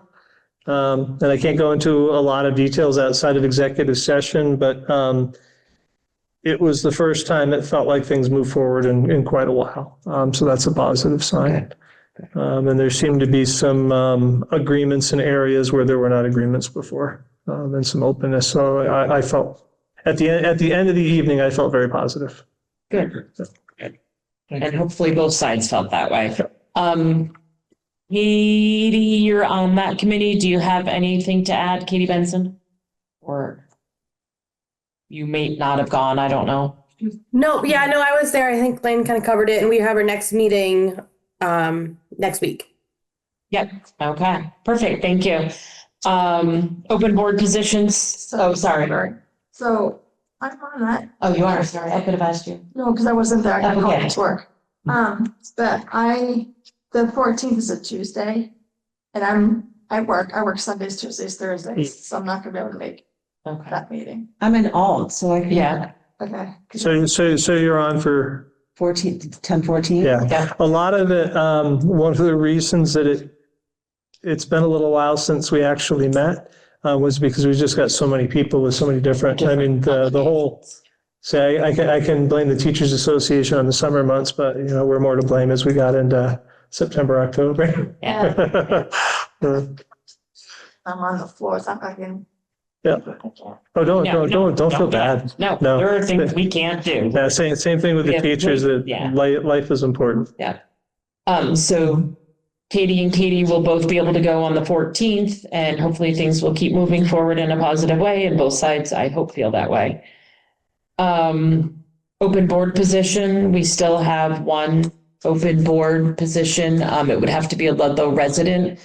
And anybody out there who wants to join all this fun, would be great to have you. I know the Lane and Sydney have put it out there a few times, 4 times Lane is saying. I don't know if we can get it in a newsletter, if we can put it on the website, if we can put it on the Facebook. I mean, It would ease some of the burden for all of these other little things that are going on and I, one more person to join the committees and whatever would be great. if we ask the PTG, I mean, Yeah, yeah. any avenue that we have, I am the PTG, so I'll let the. yeah, yeah. Open board, new business, updates to required policies, first read C, and D, but do we want to do C? I would vote to table D. And then, yeah, I was gonna say, and then table D per Dave's recommendation? Okay. Are there clarifying questions for C?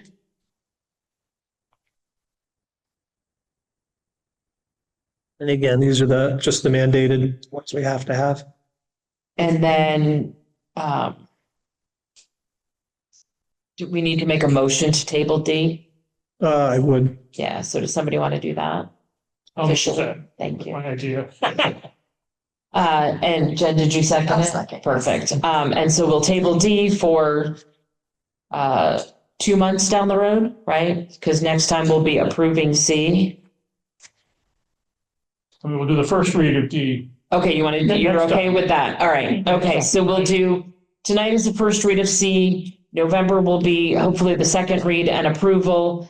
And then we'll start our first read of D in November for approval, hopefully in December. All those in favor of that? Aye. Anybody opposed? Thank you. And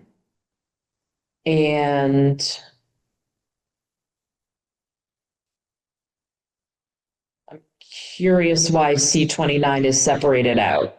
It's not required. It's not required. Okay. That was a recommended one that the board asked to consider. Okay. But we're gonna put it in with the Cs. It's just additional. We can. Okay. Yep. Yes? Yeah, okay. And then BOCES membership? We are, TRSU voted to join. Okay. So just, so people who know, it's a collaborative. It's going to take the place of the Vermont Learning Collaborative. It's where a group of districts get together, share a bit of resources to be able to have a centralized place that we all can draw from. This is typically around special education students. It provides for professional development at a much reduced cost.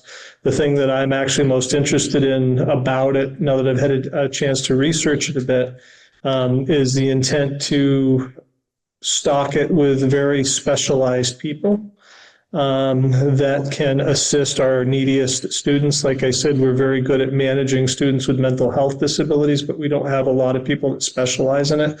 This may be an avenue to get those services, to get those students to a point where they don't need services at all at some point in the future.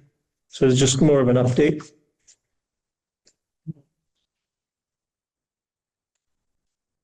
All right, thank you. Budget planning, constraints, and landscape. We talked about that. Yeah. So we're all set there. Nobody has any additional. Proxy appointments for Visbit and VHI. So now that you are a member again of Begrudgingly. So the VHI and Visbit, actually, they have their, what do you call them, their annual meetings coming up October 30th in Burlington with the VSBA and the Superintendent's Association. Because you are all paying members, the board gets one vote. You are actually a part of the board. And they have that annual meeting. And so this is either telling them who from the board is going to come and do those votes, or whether you are going to sign over the voting rights to VHI and Visbit to vote on your behalf. Are you going to be there? I'll be there. Perfect. So we give it, we make you are. You have to full motion and then the board has to sign. Yeah. So I would move we make Lane our proxy appointment to the Visbit and VHI. Is there a third one? What's the third? There's two for Visbit. One deals with what do you call it? When unemployment insurance. The other deals with how they're managing their overall insurance policies. So there's two for. Okay, so right. So the motion is we do the two Visbit and the one VHI, and we authorize Lane to So then, on our behalf. do you have a vote as a super and then a vote as a proxy? Just as the proxy. Just as the proxy, Yeah. okay. And again, they'll be making decisions about insurance and costs and charges. And so it's a good thing to be a part of. Dave makes a motion. Is there a second? I'll second. Any other discussion about Lane being our proxy for VHI and Visbit for both the multi-line program and the unemployment program? All right, hearing none. All those in favor? Aye. Anybody opposed to Lane being our proxies? Beautiful. I'm just signing at the bottom of this, correct? Yep. I can fill in the rest. Acting as a fiduciary. By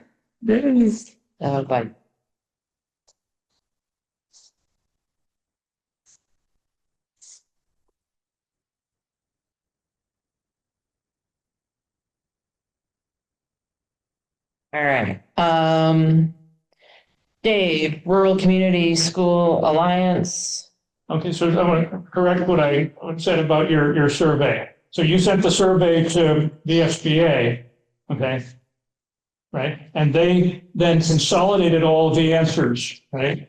And so that all of the answers are then posted on the redistricting commission, but not board by board. Okay, so it's, okay. So they list, 20 different answers to question one, okay, without saying who did them. Okay, right? good. But and I haven't read them yet, but they are there on the redistricting commission if anyone wants to go see what all of the boards have replied. And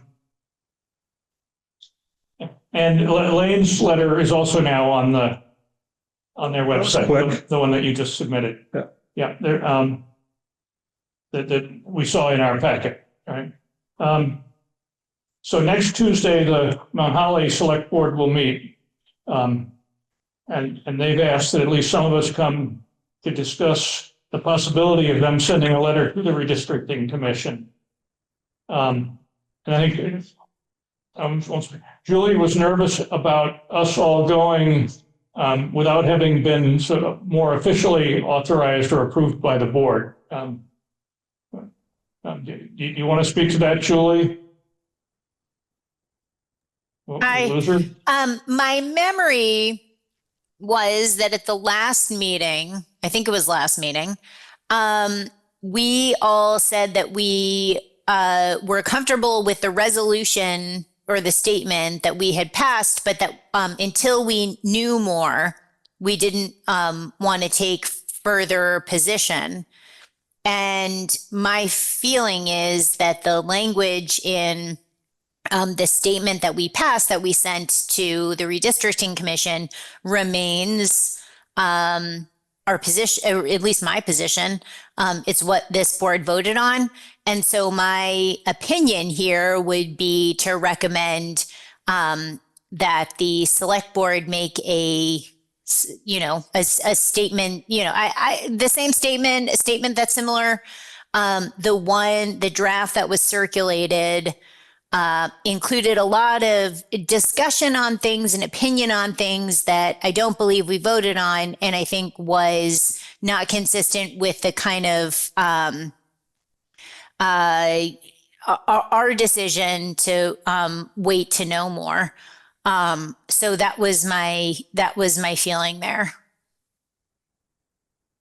Yeah, no, I mean, I would say that some people on the select board were asking about whether Mount Holly should go toward Rutland, even if the rest of the district goes toward, and I guess I toward Springfield. And to me, I don't think, I think we took our position as a board.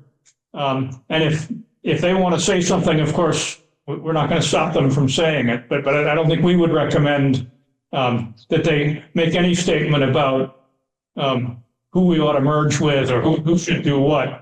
My only thought was that they might want to add more explanation as to why they think it's important that we retain local control of the schools. And I had sent around a short draft. Just take a and they're not good. The select board members are not good at drafting anything. So they were asking for help writing a statement, even after they saw what we had approved. And so I thought maybe something like this. Something say, we were proud of our Mount Holly school. It provides an excellent education to our students with above average test scores and below average costs. Local control of the school has helped make it so successful. Many Mount Holly residents retain their connection with the school, and it's an important part of our community. We ask any plan you recommend to the legislature maintain this local control. Any merger of our district with other districts would significantly reduce our ability to ensure continued access and diminish community support for the school.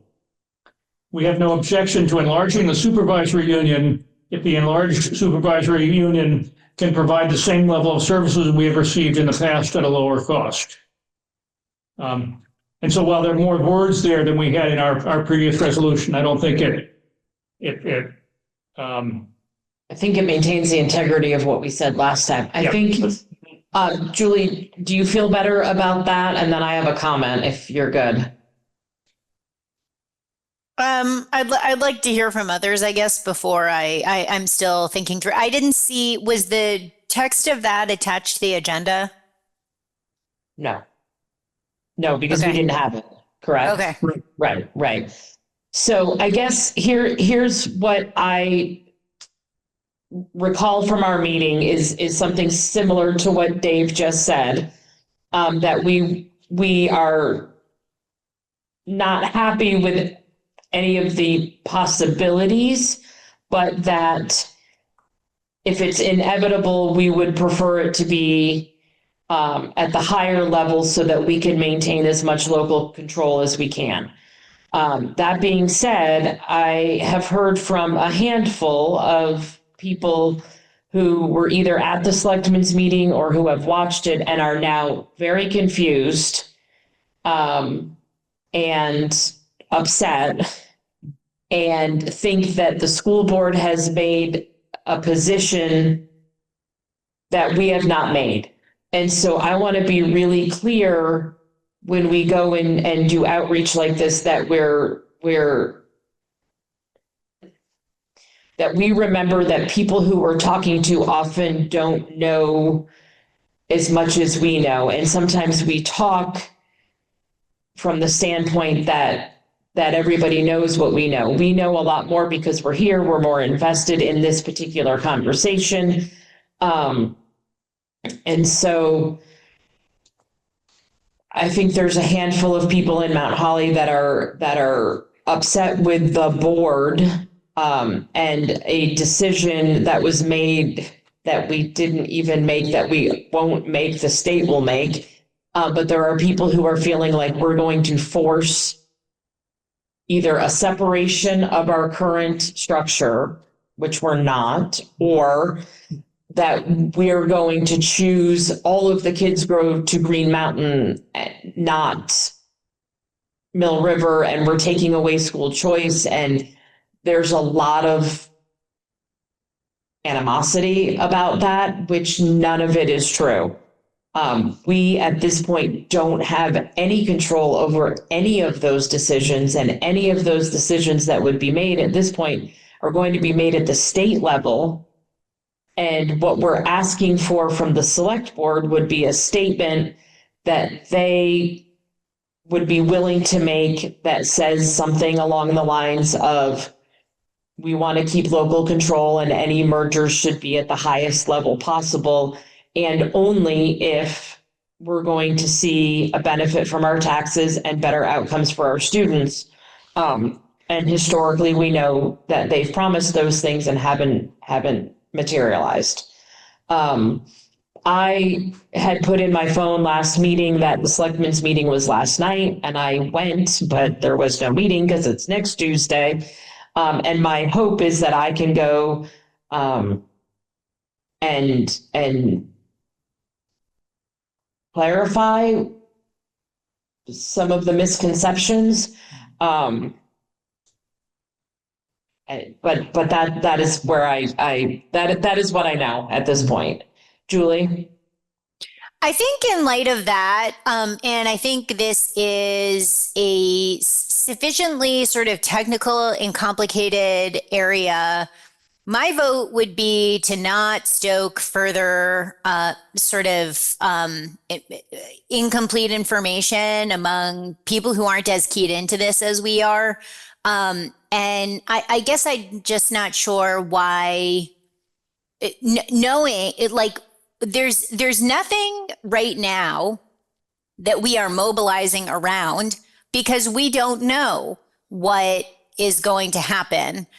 So to me, I wonder, I don't know if I'm comfortable voting to support any language or any statement on behalf of me as a school board member. I'm just not sure we're ready for that kind of engagement. I mean, unless municipal bodies are being asked to also weigh in. It seems like there's we don't even have a proposal of what might potentially happen here. So it almost seems like we are advocating for a position that we don't know what it is. And I just think that that's going to lead to confusion and concern. I think the one thing is that I agree, that we should not put the cart before the horse. And I certainly don't think that we should take any positions along the lines of, we want to merge with Mill River, or we want to merge with this district. But I think that now is the time to have our voices heard before decisions are made. And so if there is a position that we can all mobilize around, it would be the position that we all agreed on, which was keep the power in the local districts. And I think that's what Dave's statement essentially says. There's nothing about merging with Mill River or another district. It's basically just saying that we want to keep local power in the local districts. And I think that there is merit to kind of mobilizing around that message and spreading that message. And certainly if there's animosity coming from the community towards the board, to clear that up, that we're not the enemy, we're not the ones that made these decisions. It might help, to address that issue, select board, we could suggest adding something about maintaining school choice, pointing out that the majority of Mount Holly secondary students go to Mill River now, which is outside of our district, and it's important to people in town that they maintain the ability to choose their high school. I think a lot of that was included in Lane's letter after you had your forums, right? That people, if parents work in Rutland, right, they want their kids to go that direction. If they work in Springfield or and so without. Again, I don't know if it would help with the concerns you were hearing.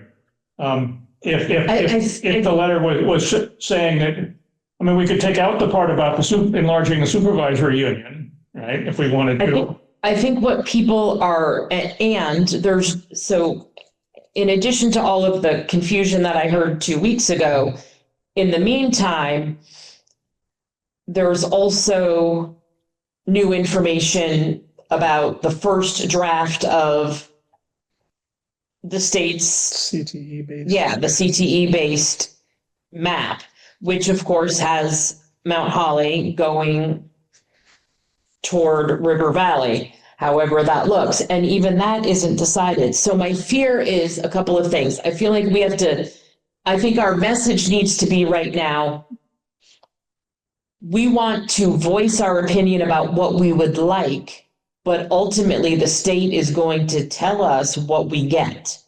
I can go to the Sears catalog and circle all the things I want, but Santa brings what he brings.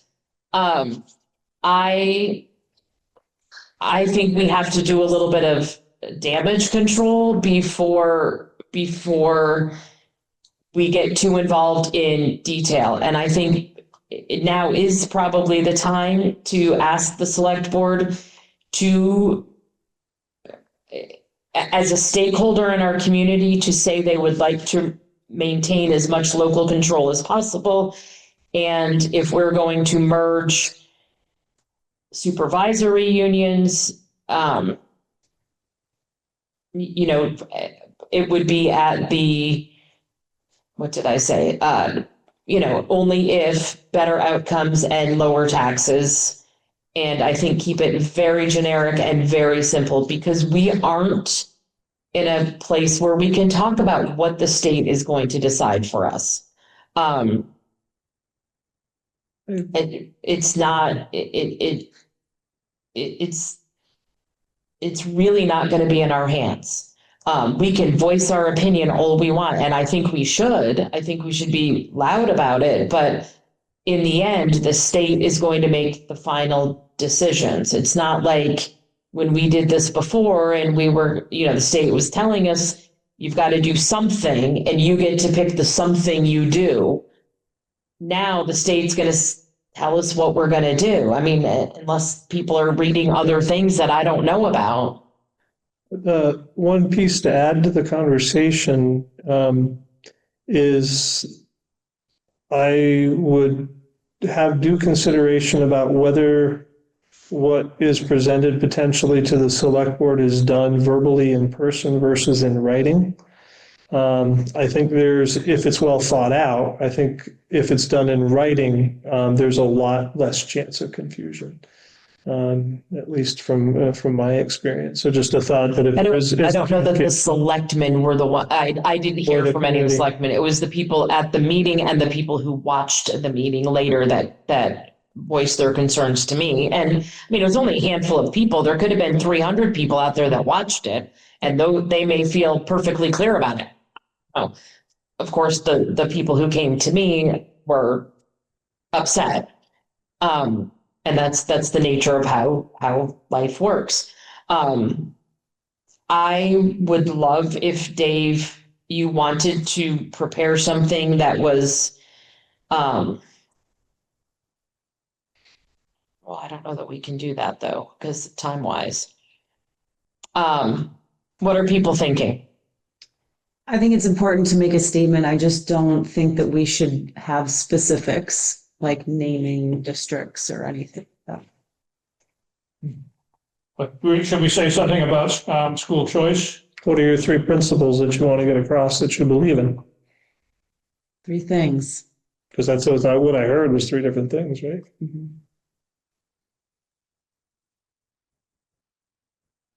Maintain local control. School choice. School choice, and then what was the third? And we don't know what the heck is going to happen because the state's going to determine it. It's not in our control.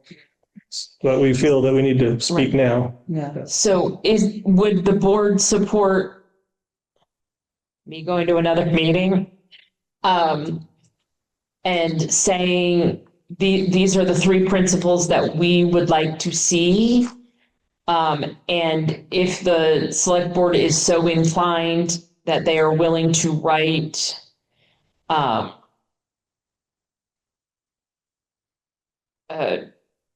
statement and who they should send it to, is that okay with the board? I like the simplicity of the 3 items.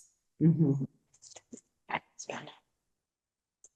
All right, so the 3 items we're agreeing on are choice. Local voice. That's not high Local school. control. Local control. Overturning Act 73. And we don't really have we don't have a lot of choice in what happens. The state's Right. going to decide. And is the third thing only if? I don't think we should get into only ifs. I think. Agreed. Take out the whole thing about enlarging supervisory unions? Yes. All right, so then what's our third thing? Just do that. Just make sure they understand it's out of our control. Okay. Yeah. Right. So it wouldn't be in their statement, but And like many things, their grievance is not with their local school board, but with All right, so, the state. and And I wait, would, can yeah, As a point of clarity, when we say the state, my understanding is it's the legislature that will be voting on these maps, which means, and the legislature, possibly in committee, will have influence over, all of the horse trading that I assume will ensue once the redistricting task force makes a recommendation. So the task force is not deciding what becomes the law. It is the legislature in the next session that will come up with a map and take a vote on it. And so my thought is, sure, we can make statements to possibly influence the redistricting task force's work. I think that the real advocacy on behalf of our district will come when this thing gets before the legislature, is my assessment of the procedure here. So I think we are, I guess it's important in the initial formulation to take the position that we are talking about tonight. But I also think that I can imagine that there will be much more advocacy to be done when the legislature is in session.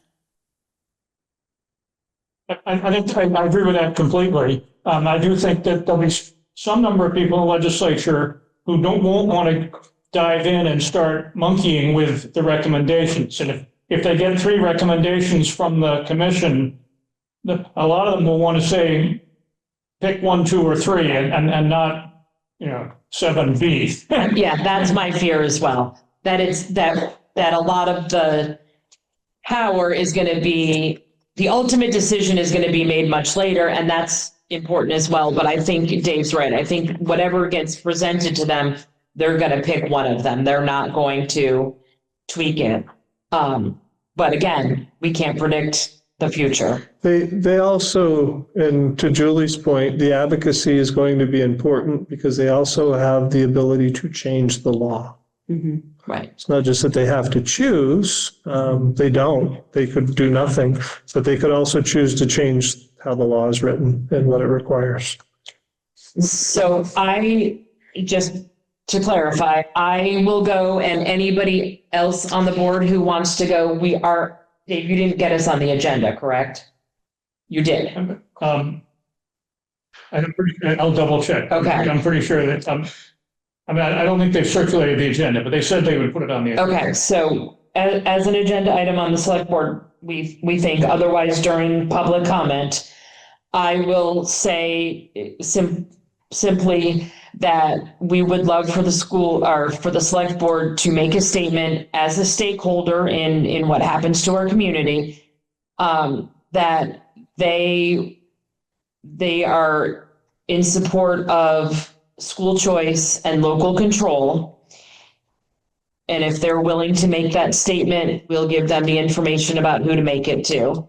And then I will try to clarify that while we have an opinion about all of this, the decisions are really out of our control as a school board. They will be made at the state level, and that state level right now is an 11-person committee having 8 meetings.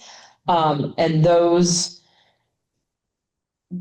committee meetings will then propose up to 3 scenarios, and the legislature is likely to take action on one of those 3 scenarios that haven't been determined. One has been publicly presented, and people can go online and read that.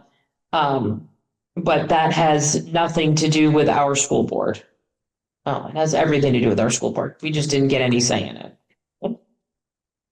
Does that seem like what everybody is hearing? Well said. That sounds Yes. good.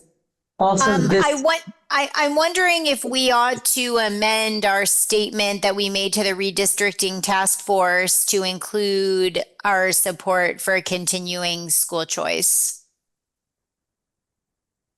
That wasn't part of what we initially said. Right. Is that something we're able to do, Dave? Well, sure. I mean, A separate resolution? We're going to do a new resolution, Yeah. right? well, at the same time, so Act 73 is not going, or supposedly not going to get rid of school choice. They're just going to change how independent schools receive funding. They were going to restrict, it restricts a little bit more, or prevents more students from being able to go to independent schools with public funds. I mean, if they were to merge our district, even to make our supervisory in one district, then school choice would be gone. Because Green Mountain High School would be in our district. Right. That's the way I understand it. But again, We don't know what they're gonna. We don't know. What they're gonna write. right, we can't predict what they think. All right. Tuesday, just so you're aware, is negotiations. That's what usually happens. The reason I don't attend is because their meeting is. Yeah. All right, so that's a plan for that. Where'd we leave it? All right, policies reviewed at this meeting, we approved all of Series A and Series B. We'll look at Series C next time for approval, and we'll look at Series D for clarifying questions. Any other policy business that we need to review? Sorry, just going back to the last item, where did we land on amending the letter that we already sent? Sorry, you're right. Is that something we can do? Sure, I mean, we did this, it's just, we made a resolution, we can make a new resolution. Right. And I wouldn't. We would have to vote on it at the next board meeting though, so, yeah. So shall I mean, I can write an amended, we'll put it on our agenda for next time. Yeah. Okay. Great, thank you. Yeah. Thanks for bringing that back, Julie. Public comment.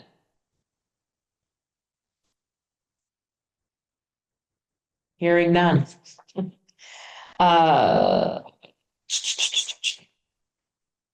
All right, so our next meeting will be November 12th in Mount Holly. There's no conflict. That's not a holiday, right? No, it's a Wednesday, so. So it can't be a holiday, is it? It's 12, It's yeah, you have not the Wednesday before Thanksgiving. Right, yeah, I know, I'm just saying all the things. Everything else is a Monday now. Yeah, okay. So we'll meet in Mount Holly on November 12th. Self-evaluation, and then we will have executive session. Board members are given and have read the agenda and background materials prior to the meeting. Board members are respectful of each other, the public and the administration. Yes. Board members handled conflict openly and constructively. Julie vote no. I know, and we all loved it. Board members focus on the role and responsibility of the board. And board members act as a team once a decision has been made, and we work collaboratively throughout the decision-making process. Yep. All right, yay. Then I would entertain a motion to go into executive session to discuss personnel. So It's gonna be one session, or does it have to be two It's going to sessions? be two. right? technically, it should be two. You could probably read all three motions that are required at once. And Okay.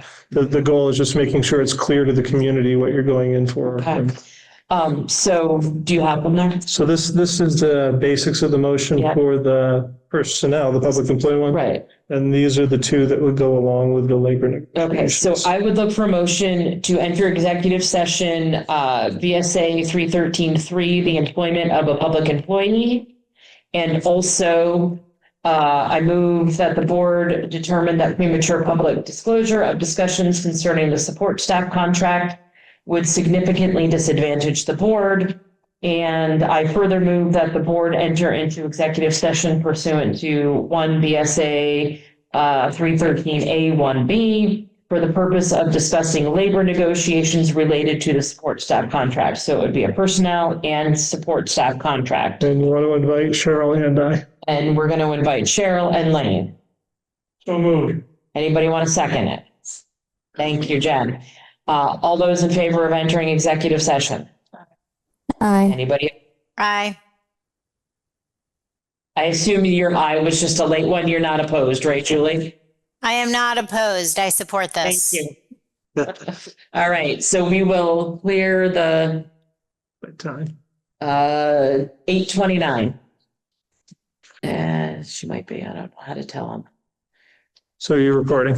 Okay, so we are back from executive session at 9:01.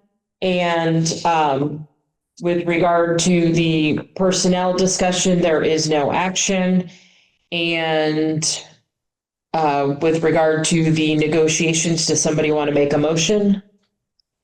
Yes, I make a motion that the board approve the September 30th memorandum of agreement between the Ludlow-Mount Holly District and the Educational Support Personnel Bargaining Union, contingent on the parties striking the 3 bullets under paragraph 3 on page 1 of the MOA and attach the wage schedule referenced in the agreement, attachment A. Second. Thank you. All those in favor of Julie's beautifully stated motion? Aye. Aye. Anybody opposed? No, and this is Caitlin Benson. I'm just going to refrain from voting due to a conflict. Thank you. All right. That's it. I think we're there. Somebody want to make the other motion? Move we adjourn. All right. All those in favor? Aye. Aye. Aye. Thanks, everybody. Bye, folks.